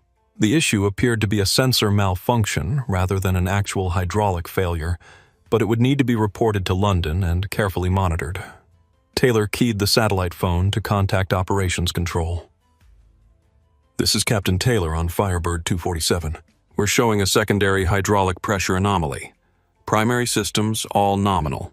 Requesting technical consultation." The maintenance controller who answered sounded confused by the Firebird designation, but quickly focused on the technical issue. "Roger, Captain. Can you read me the exact pressure value and any associated error codes?" Taylor provided the requested information, and after a brief consultation, the controller confirmed his assessment. "Looks like a transducer issue rather than actual pressure loss. Monitor closely, but no need for emergency procedures. We'll have maintenance meet the aircraft in London." Taylor acknowledged and updated the electronic logbook. The issue was manageable, but it added an unwelcome layer of complexity to an already unprecedented situation. In the main cabin, Nicole Garcia had assembled the remaining flight attendants for a quick briefing. She explained the situation as best she could, emphasizing that their priority remained passenger safety and comfort. "What about Sandra and the captain?" asked one of the junior attendants, her expression concerned. "They've been relieved of duty for the remainder of the flight," Nicole replied carefully. "They're seated in the rear galley. Please do not engage with them unless absolutely necessary." "So, Mr. Wilson in 1A, he's really the new owner?" another attendant asked. Nicole nodded. "He's Thomas Wilson's son, and based on what I've witnessed, he expects us to maintain the highest standards of professionalism and respect for all passengers, regardless of how they're dressed or what they look like." The message was clear, and the crew dispersed to continue their service duties with a new awareness of the company's changing expectations. In the rear galley, Montgomery and Sandra sat in stunned silence. The former captain stared blankly at the wall, occasionally checking his phone as if hoping for some message that would undo the last hour. Sandra had stopped crying, her makeup streaked down her face, her usual perfect appearance now as disheveled as her career prospects. "This can't be happening," she whispered more to herself than to Montgomery.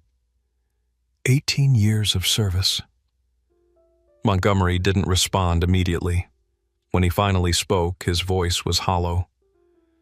"I crossed the line, Sandra. We both did." "It was just water," she protested weakly. "It wasn't just water." Montgomery replied, a note of weary self-recognition in his voice. "It was what the water represented. Just like it wasn't just telling him to move to coach, it was—" He trailed off, unable to complete the thought. "What do we do now?" Sandra asked, genuine fear in her voice. Montgomery shook his head slightly. "We wait. We land in London. We face whatever comes next." The gravity of the situation was beginning to settle on them both, the realization that their actions had not occurred in isolation but would have consequences extending far beyond this flight. In first class, Jamal was deep in conversation with Andrew Thompson, the London Times journalist. They spoke in hushed tones, Thompson occasionally making notes in his journal. "So, you understand?" Jamal was saying, "This isn't about a personal vendetta against two employees. This is about transforming a culture. And you're prepared for the public scrutiny that will come with such a dramatic debut as chairman?" Thompson asked. Jamal smiled tiredly. "Mr. Thompson, I've been under scrutiny my entire life. The only difference now is that I have the authority to actually change things." As they spoke, Nicole approached with a satellite phone. "Mr. Wilson, Diana Reynolds is on the line. She says it's urgent." Jamal excused himself and took the call. "Diana, what's happening?" "Blackstone knows," Diana said without preamble. "Someone at the London court tipped them off about Project Firebird.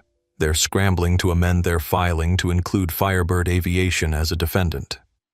"Can they do that?" "They can try," Diana replied. "But our legal team believes the asset transfer was completed before they had any knowledge of it. We have timestamps on all the filings. Still, they're not giving up. Their representatives are still planning to meet your flight at Heathrow." "Good," Jamal said with unexpected firmness. "I want to meet them face to face. Have our legal team ready at the gate." As the call ended, Jamal turned back to Thompson, who was pretending not to have overheard. "It seems Blackstone Capital is determined to fight," Jamal said, deciding transparency was his best approach with the journalist. "When we land, there may be another confrontation waiting." Thompson's eyes gleamed with professional interest. "Mind if I tag along?" Jamal considered the request. Having a journalist present might actually work in their favor. Blackstone would be less likely to attempt anything questionable under media scrutiny. "You're welcome to observe," Jamal agreed. "But I'd appreciate context in your reporting. This isn't just corporate gamesmanship. There are 10,000 jobs at stake." Thompson nodded, his expression serious. "Fair enough. And for what it's worth, Mr. Wilson, what I witnessed today with Captain Montgomery, that story needs to be told as well. Meanwhile, in the cockpit, Taylor was monitoring the hydraulic system issue when the satellite phone rang again. It was Diana Reynolds once more. Captain Taylor, we've just received word that Blackstone Capital may attempt to have police officers meet the aircraft to enforce their asset seizure order. They're claiming the Firebird transition is fraudulent. Taylor's grip tightened on the phone. What do you need me to do? When you land, keep the engines running until you receive confirmation from Mr. Wilson or myself that it's safe to shut down. If anyone without proper authorization attempts to approach the aircraft, inform London Ground Control immediately. Understood. Taylor confirmed, jotting down the instructions. And the hydraulic issue.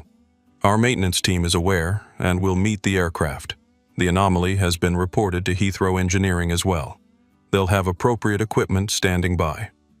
As the flight continued its eastward journey crossing into European airspace, the various threads of crisis, corporate, technical, personal, converged into a complex knot that would only be untangled upon landing. In less than 2 hours, they would touch down in London, where the next chapter of this extraordinary day would begin. But something fundamental had already changed, not just the name on the tail of the aircraft, but the underlying power structure of the company itself.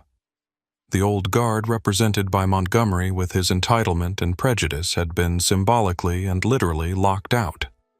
A new era was beginning, one in which respect would matter more than seniority, character, more than appearances.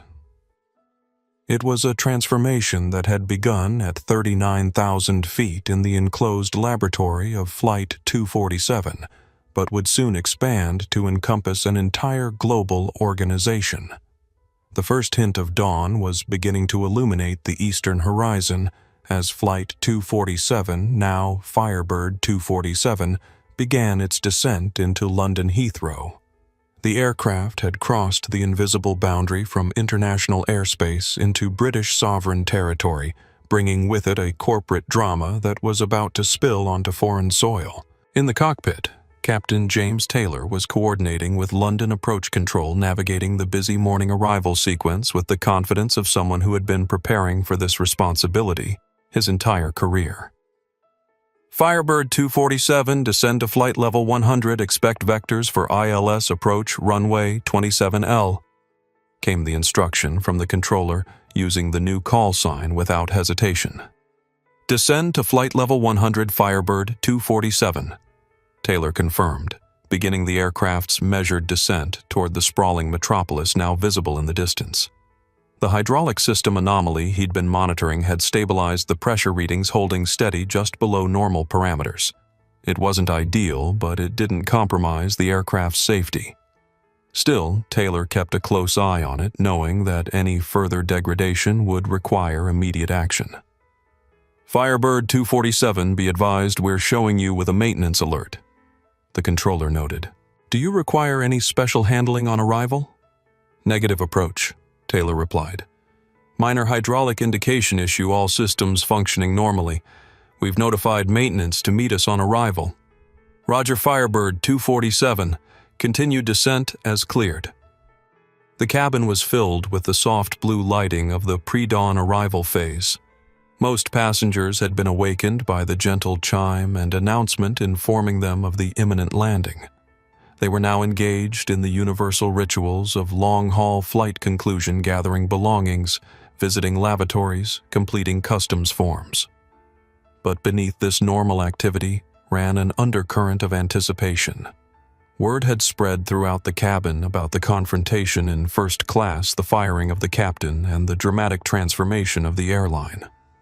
Passengers stole glances toward the front of the aircraft, curious about the teenage CEO who had orchestrated such unprecedented events. In seat 1A, Jamal was on a secure call with Diana Reynolds and the legal team in London, finalizing their strategy for the imminent confrontation with Blackstone Capital. Their representatives will be waiting at the gate, Diana explained. Victor Blackwell himself is leading them. He flew in overnight from New York when he heard about Project Firebird. Jamal felt a flutter of apprehension. Victor Blackwell, CEO of Blackstone Capital, was a legendary corporate raider with 30 years of experience dismantling companies. At 62, he had the reputation of a financial assassin capable of identifying vulnerable corporations and extracting maximum value from their dissolution. "What's our position?" Jamal asked, keeping his voice steady despite his fatigue. "Legally, we're on solid ground," responded Martin Green, the head of the Wilson legal team. "The asset transfer was executed before any court order was issued. Firebird Aviation is a legitimate pre-existing entity with all proper regulatory approvals. Blackstone's attempt to amend their filing to include Firebird is being challenged as we speak. And practically," Jamal pressed. There was a brief pause before Diana answered. "Practically, it's going to get messy. Blackstone has already issued a press statement claiming corporate fraud. They're framing this as a desperate attempt by an inexperienced heir to evade legitimate creditors." Jamal absorbed this without visible reaction. It was the narrative he had expected, painting him as a privileged, incompetent teenager trying to protect his inheritance through legal trickery.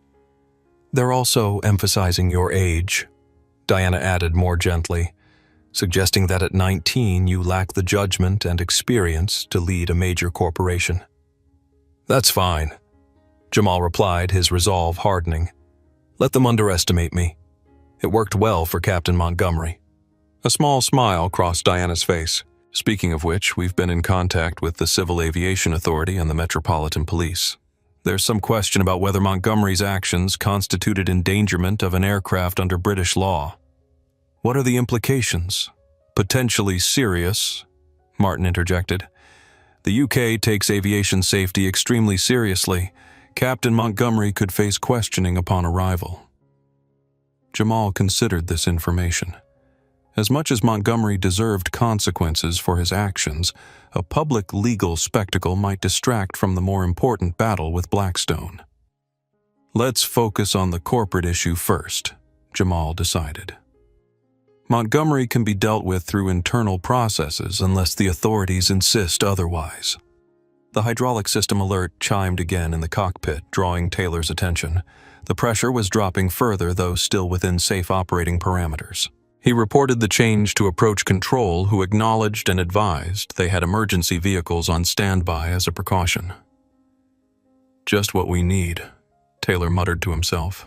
A mechanical issue now would only complicate an already unprecedented situation. He addressed the cabin. "Flight attendants, prepare for landing." In the main cabin, Nicole was efficiently directing the final preparations, her calm professionalism helping to maintain a sense of normalcy despite the extraordinary circumstances. She paused beside Jamal's seat. "We're 20 minutes from landing, Mr. Wilson," she informed him. "The cabin is secured for arrival." "Thank you, Nicole," Jamal replied, genuinely appreciative of her steady presence throughout the crisis. "How are the passengers?" "Curious but calm," she reported. "Most seem more intrigued than concerned. A few have recognized your name and made the connection to your father." "And Montgomery Miller." "Still in the rear galley," Nicole confirmed. "Captain Montgomery asked once if he could return to the cockpit for landing. When informed that wouldn't be possible, he didn't protest further." The subtle change in Montgomery's behavior suggested the former captain was beginning to grasp the permanence of his situation. The initial shock and outrage had given way to a dawning recognition of the consequences awaiting him on the ground. The cabin address system chimed, and Captain Taylor's voice came through the speakers. "Ladies and gentlemen, we are beginning our final approach to London Heathrow. The local time is 6:42 a.m. and the temperature is a cool 11 degrees Celsius. We'll be on the ground in approximately 15 minutes. We're experiencing a minor hydraulic system anomaly that our maintenance team will address upon arrival, but I want to emphasize that all primary flight systems are functioning normally. On behalf of the entire Firebird Aviation team, I'd like to thank you for your patience during today's unusual circumstances. We look forward to welcoming you to London." The mention of the hydraulic issue caused a ripple of concerned murmurs through the cabin. Jamal tensed, recognizing the potential complications this could add to an already complex situation. If Blackstone learned of a mechanical issue, they might attempt to use it as evidence that the corporate transition had somehow compromised operational safety. "Diana," Jamal said into the phone, "are you aware of the hydraulic issue Taylor just mentioned?" "Yes, our maintenance team has been briefed. It's a sensor problem, not an actual system failure, but Blackstone will definitely try to use it to their advantage.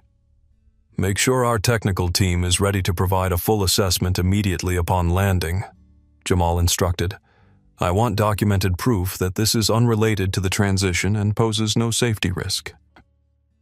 As the aircraft descended through the cloud layer, revealing the patchwork of Greater London below, Jamal gazed out at the city where his father had secured so many of the deals that had built Wilson Equity Group. Thomas Wilson had loved London, its history, its financial dynamism, its sophisticated blend of tradition and innovation. Now his son was arriving not as a tourist or student, but as the chairman of a company in crisis, about to face his first major public test as a business leader. The landing gear deployed with a reassuring thud, and the flaps extended to their final approach setting. The vibration of the engines changed pitch as Captain Taylor made his final adjustments for touchdown. Jamal closed his eyes briefly, centering himself for what was to come. When he opened them again, his expression had transformed, the exhaustion and vulnerability replaced by a calm, focused determination that made him look remarkably like his father. Firebird 247 descended toward the runway, carrying not just passengers and cargo, but the future of a company in the midst of rebirth.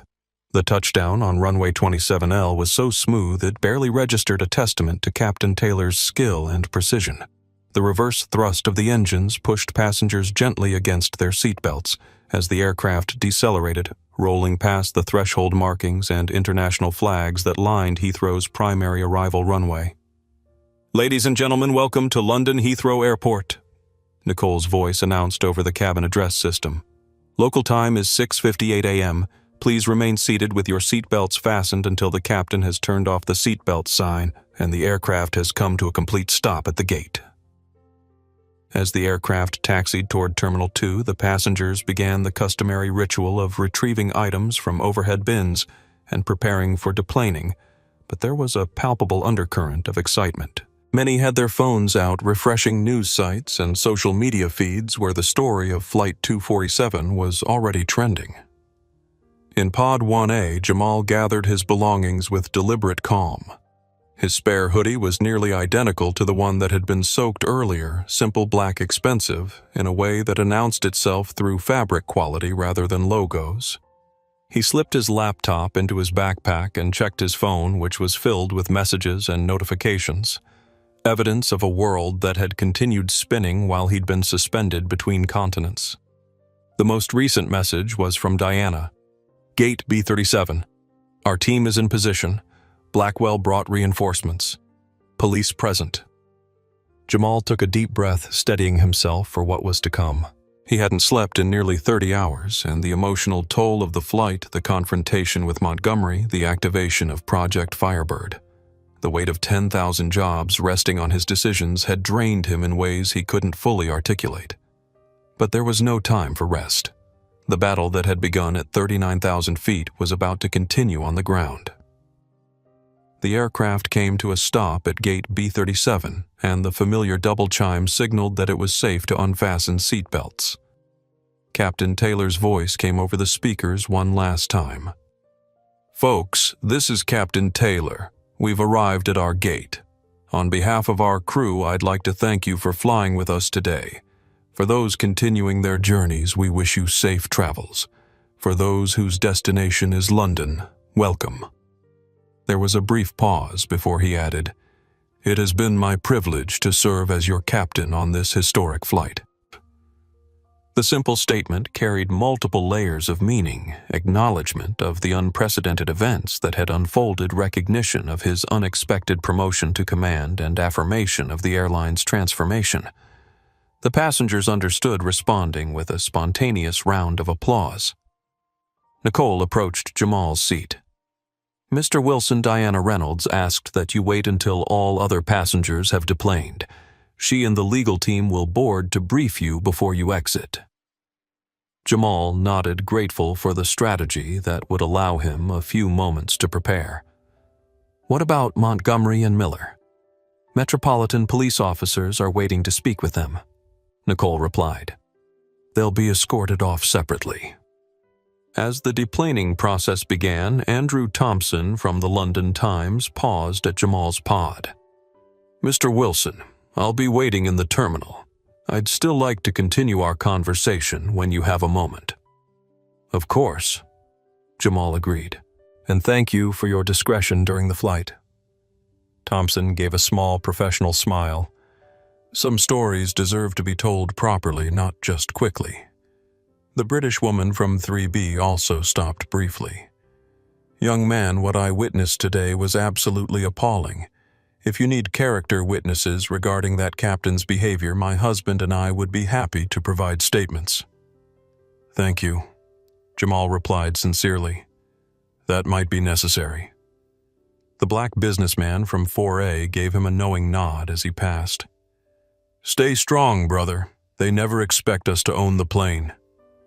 As the cabin emptied, maintenance technicians boarded through the rear door to begin assessing the hydraulic issue. Their early report confirmed what Taylor had suspected, a faulty pressure sensor, rather than an actual system failure. The aircraft was perfectly safe, but would require a minor component replacement before its next flight. When the last passenger had exited, Diana Reynolds boarded, accompanied by two men in impeccable suits who carried themselves with the unmistakable confidence of high-powered attorneys.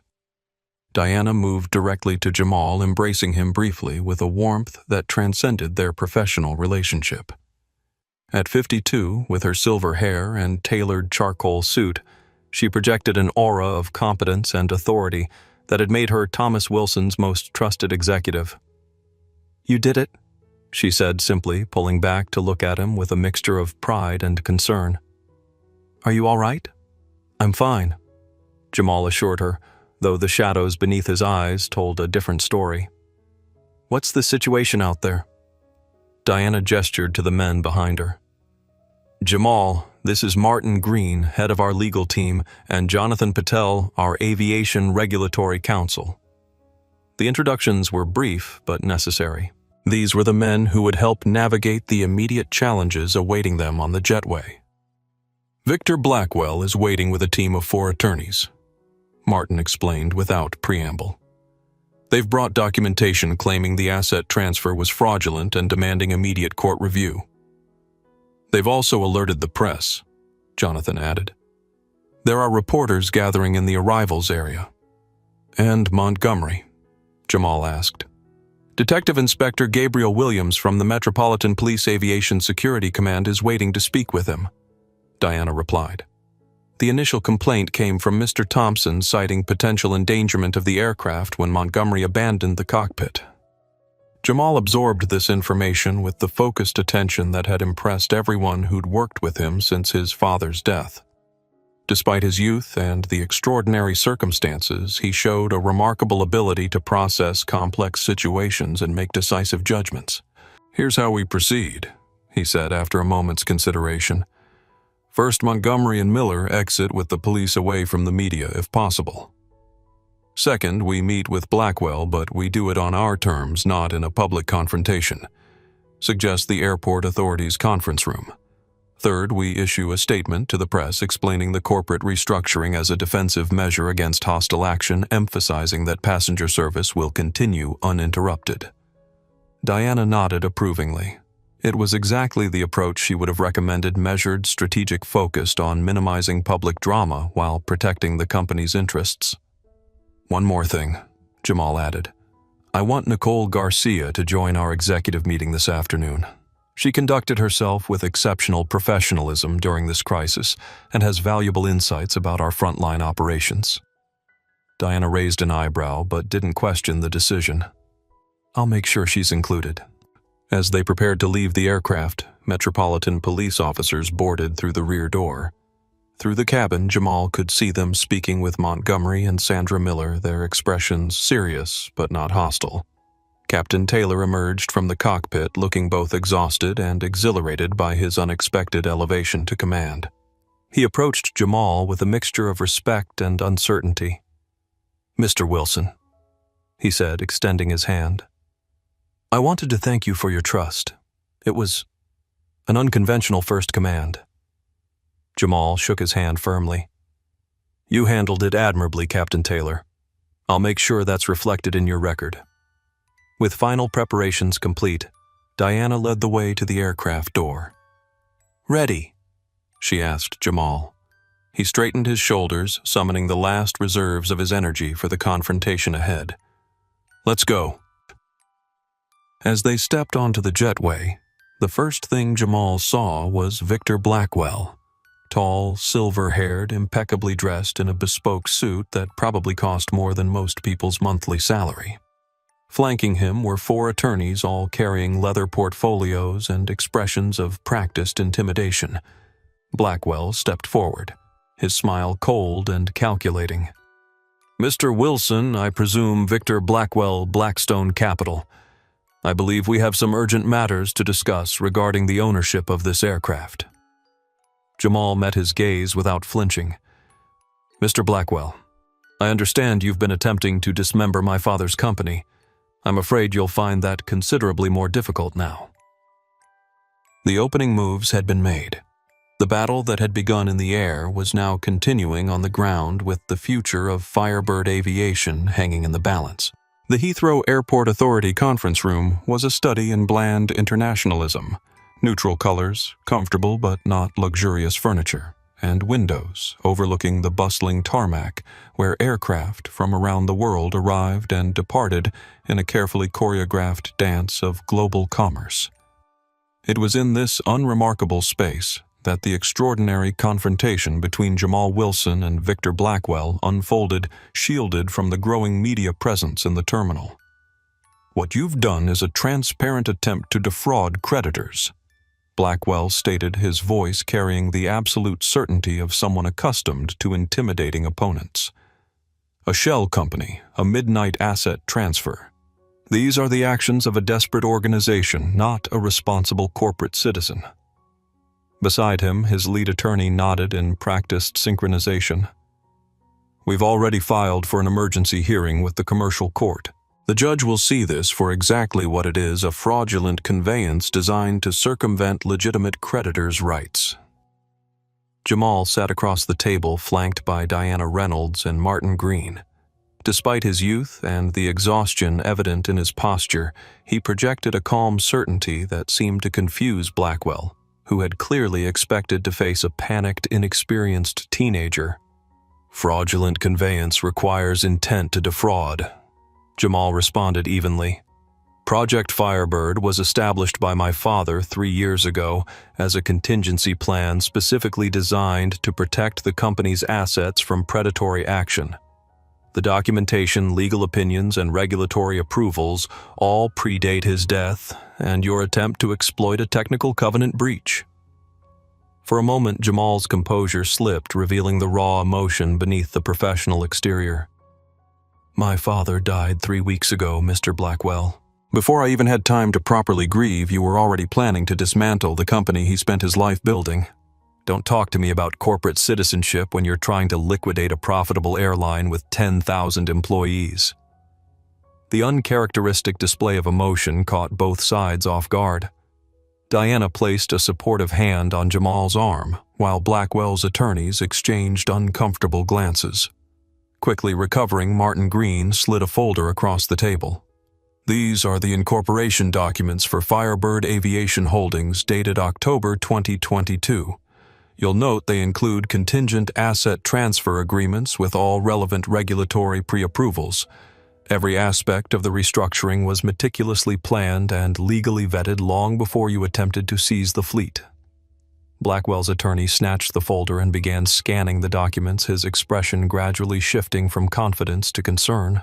"Furthermore," Diana added, "we have documentation of Blackstone's communications with potential buyers for individual aircraft communications that began less than 24 hours after Thomas Wilson's funeral.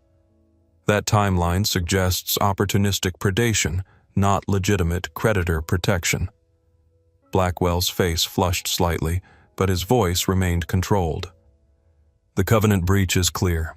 Thomas Wilson's death triggered change in control provisions in the loan agreements. We have every right to protect our investment. A technical breach that you plan to exploit to dismember a profitable functioning airline, Jamal countered. An airline that has never missed a payment and maintains debt service coverage ratios well above industry standards. He leaned forward, his fatigue momentarily eclipsed by focused intensity. You weren't protecting an investment, Mr. Blackwell. You were attempting a hostile liquidation, betting that a 19-year-old wouldn't be capable of mounting an effective defense. Blackwell's expression hardened. Age and experience matter in business, Mr. Wilson. Your father understood that. This stunt with Firebird Aviation might buy you some time, but it demonstrates precisely the kind of impulsive, reckless decision-making we were concerned about. Impulsive? Jamal raised an eyebrow. Project Firebird was developed over 3 years with input from regulatory experts, aviation attorneys, and financial strategists. Every contingency was planned for every legal challenge anticipated. That's not impulsiveness, Mr. Blackwell. That's the Wilson family business philosophy: prepare for the worst while working for the best. The meeting continued for nearly 2 hours, technical arguments flying back and forth across the table as both sides maneuvered for advantage. Throughout the exchange, Jamal demonstrated a grasp of financial and legal concepts that clearly surprised Blackwell, who had expected to easily outmaneuver an inexperienced heir. Meanwhile, in a less prestigious conference room elsewhere in the terminal, former Captain Richard Montgomery was facing his own consequences. Detective Inspector Gabriel Williams of the Metropolitan Police Aviation Security Command was conducting a formal interview regarding the mid-flight events. To be clear, Captain Montgomery, Williams said, his London accent crisp and precise. You left the cockpit during cruise flight to confront a passenger you suspected of hacking the aircraft systems. Montgomery shifted uncomfortably in his chair. The magnitude of his error in judgment was becoming increasingly apparent as the detective methodically documented the sequence of events. I believed there was a security threat, Montgomery insisted, though his voice lacked conviction. The aircraft systems were changing, call signs were being altered. Yet First Officer Taylor reports that all flight controls and safety systems remained fully functional throughout. Williams interrupted. He states that only branding elements and non-critical information displays were affected. Montgomery had no effective response. The cold light of hindsight revealed his actions as what they truly were: not a security response, but an ego-driven reaction to having his authority challenged. Furthermore, Williams continued consulting his notes. Multiple witnesses report that you physically grabbed Mr. Wilson during the confrontation.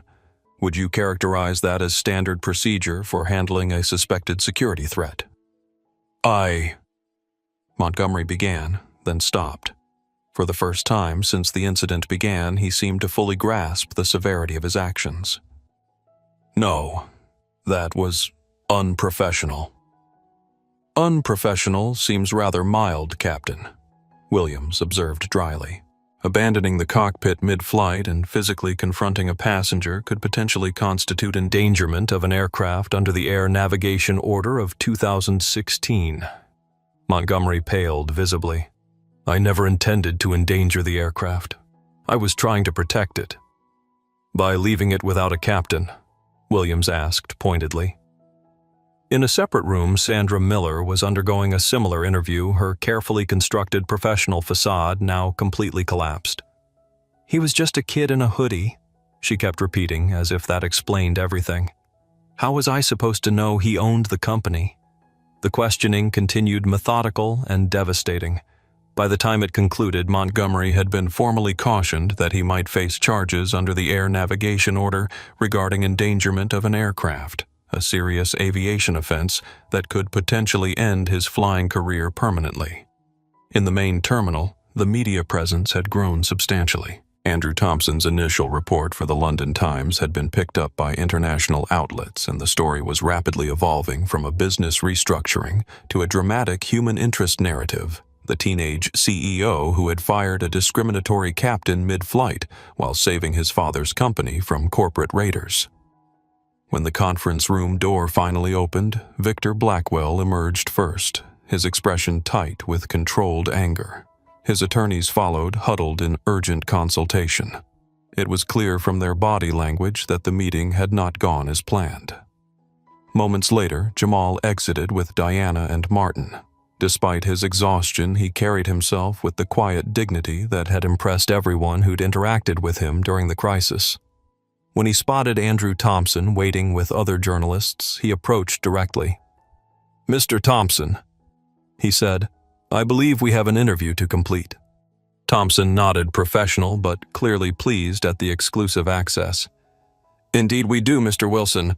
Shall we find somewhere quieter?" As they moved toward a private lounge, Diana intercepted Jamal briefly. "The emergency hearing has been scheduled for 2 p.m. The judge has issued a preliminary ruling that Firebird assets cannot be seized pending full review of the ownership transfer." Jamal nodded, relief briefly visible in his expression. "And Montgomery?" "No formal charges yet, but he's been grounded pending investigation. His aviation credentials have been suspended by both UK and US authorities." The immediate crisis was being contained, but the long-term challenges remained. Blackstone Capital wouldn't abandon their strategy easily, and the transition from Phoenix to Firebird would require careful management to maintain customer confidence and operational continuity.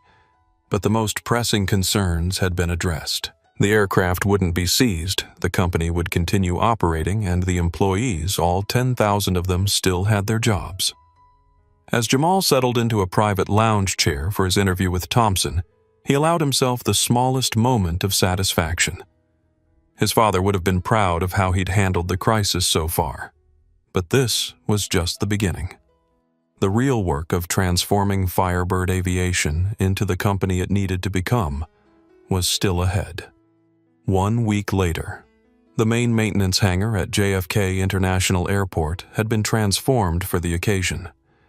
The cavernous space, typically filled with the sounds of mechanical work and the smell of jet fuel, now held nearly 1,000 Firebird Aviation employees, with thousands more watching via live stream at facilities around the world.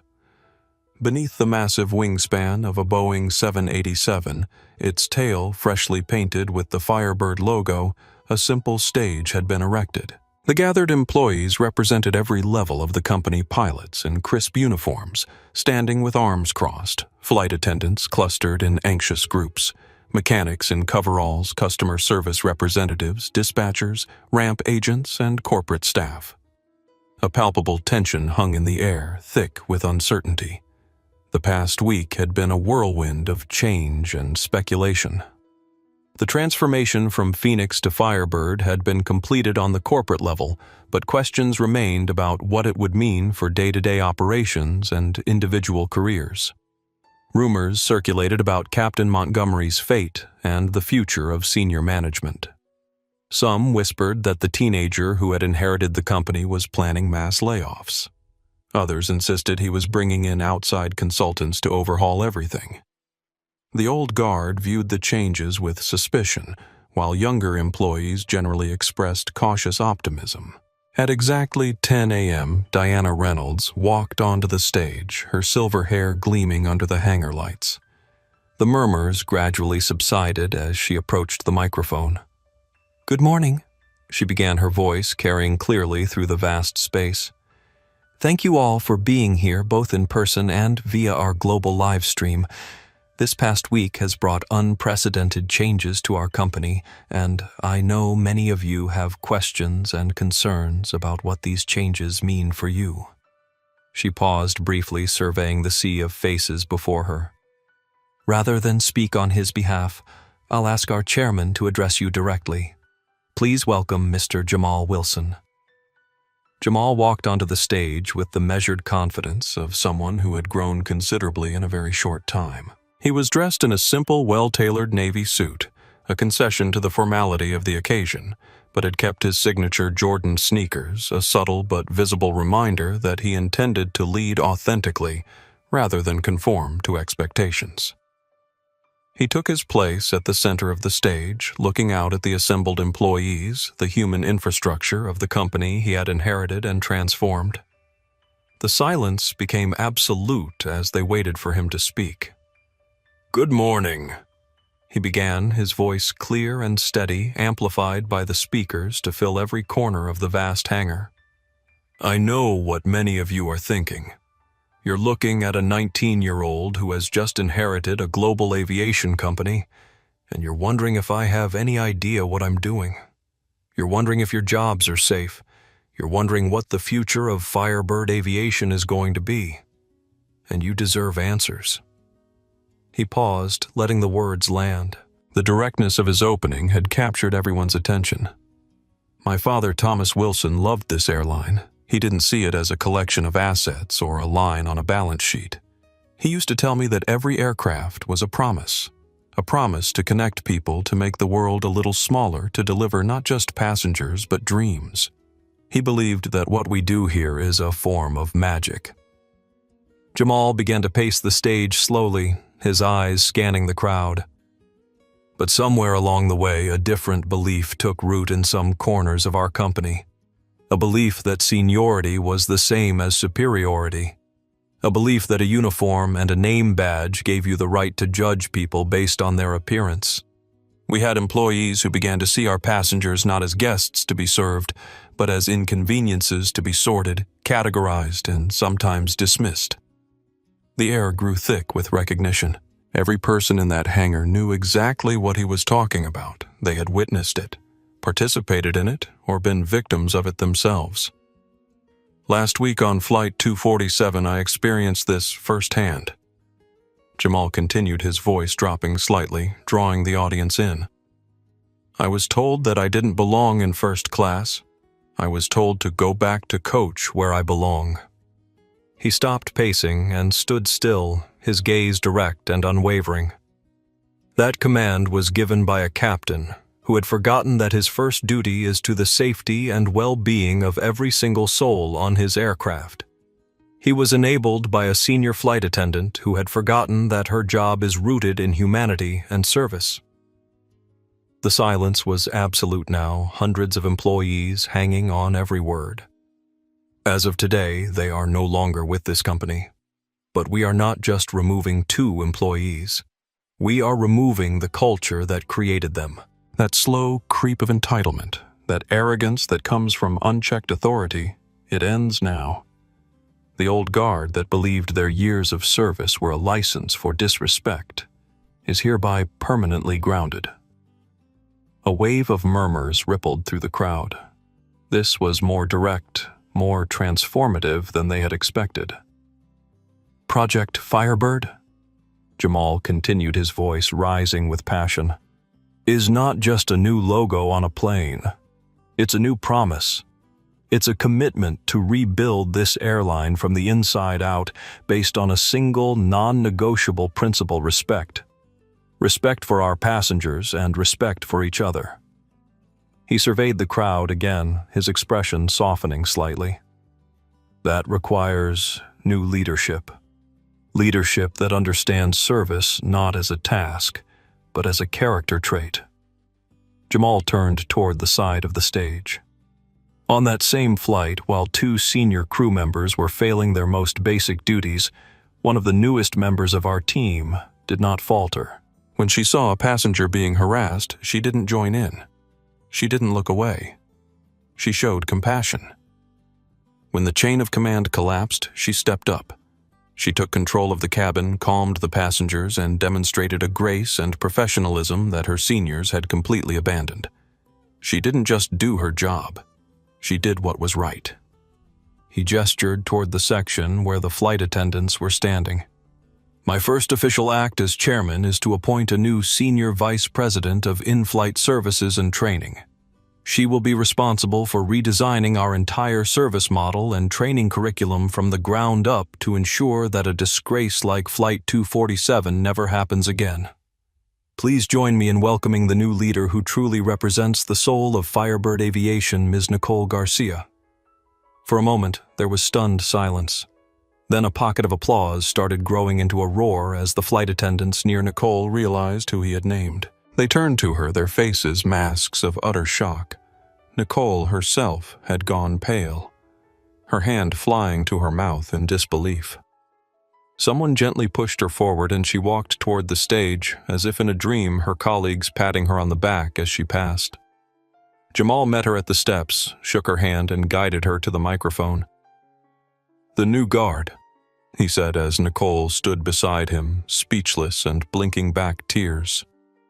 "Leadership based on character, not just a number on a seniority list." He turned back to address the entire company one last time. "I am 19 years old. I can't be my father, but I am his son, and this company is his legacy. We will be the airline that gets it right. We will earn back the trust of the public one flight at a time, and we will do it together. Welcome to Firebird Aviation." He stepped back, giving the stage to Nicole, and a wave of applause, genuine and thunderous, erupted through the hangar. It was the sound of fear being replaced by hope of cynicism, yielding to possibility.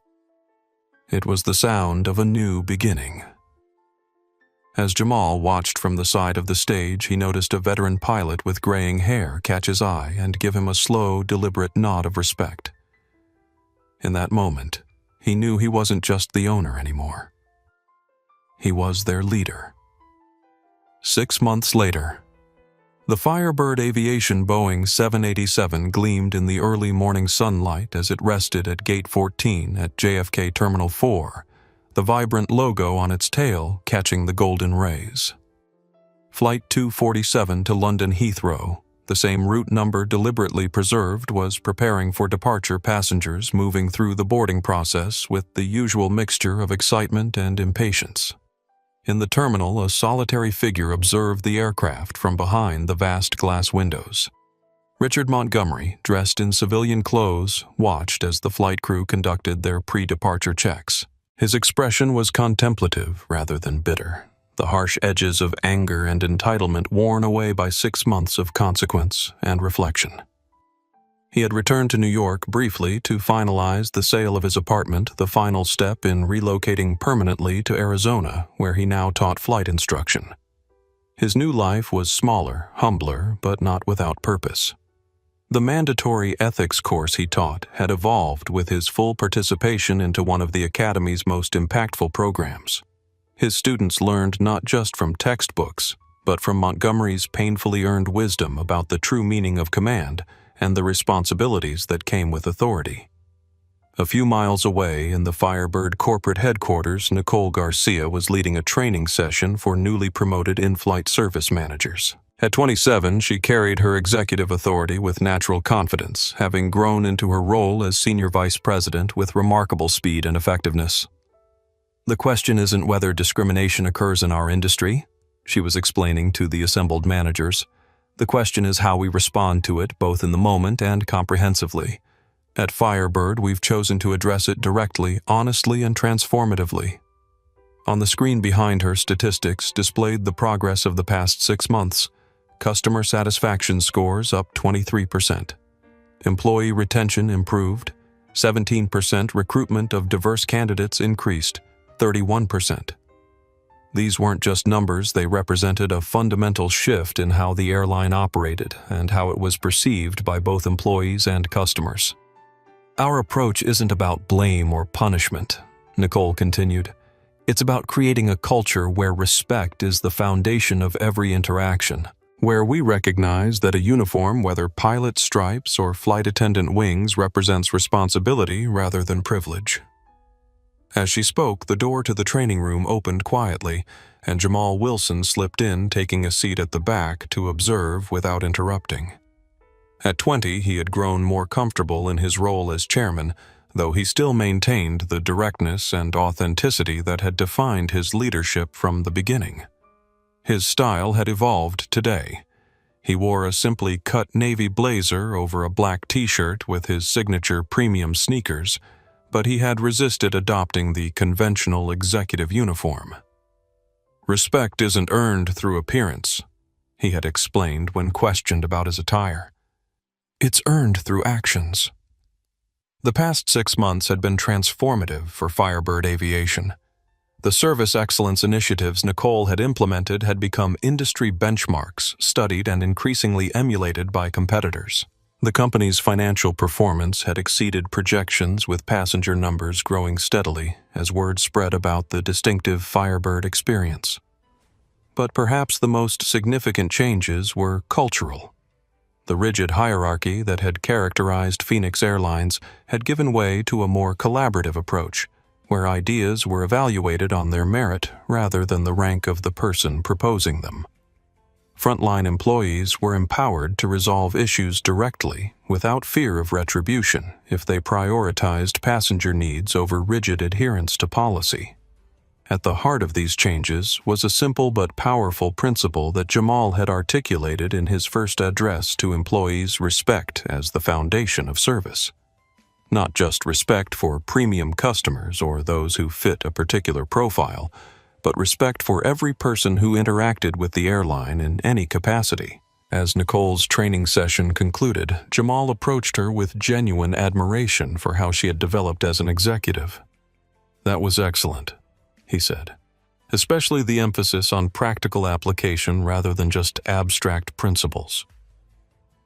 "Theory doesn't help a flight attendant facing a difficult situation at 39,000 feet," Nicole replied with a smile. "They need specific tools and clear support." Later that day, as Jamal settled into his economy seat on Firebird Flight 892 to Chicago, he reflected on the journey of the past 6 months.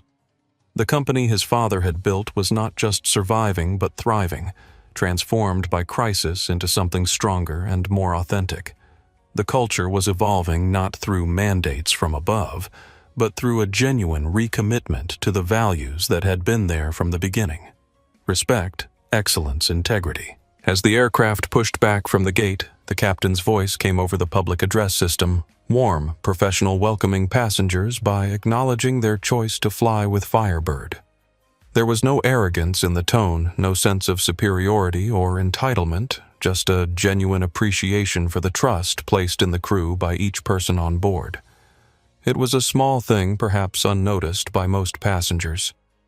But for Jamal Wilson, it represented everything he had been working toward since that fateful day on Flight 247, a company where authority was exercised with humility, where service was rooted in respect, where every interaction reinforced the fundamental dignity of each person involved. As the aircraft lifted into the sky, banking gently toward Chicago, Jamal gazed out at the receding Manhattan skyline.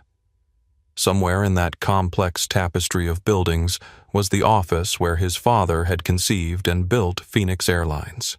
Thomas Wilson hadn't lived to see its transformation into Firebird, but his values and vision remained at its core. For Jamal Wilson, that journey had begun with 5 words spoken in contempt: "Go back to coach where you belong." What had followed was something no one could have predicted: a transformation of a company, an industry, and a young man thrust unexpectedly into leadership.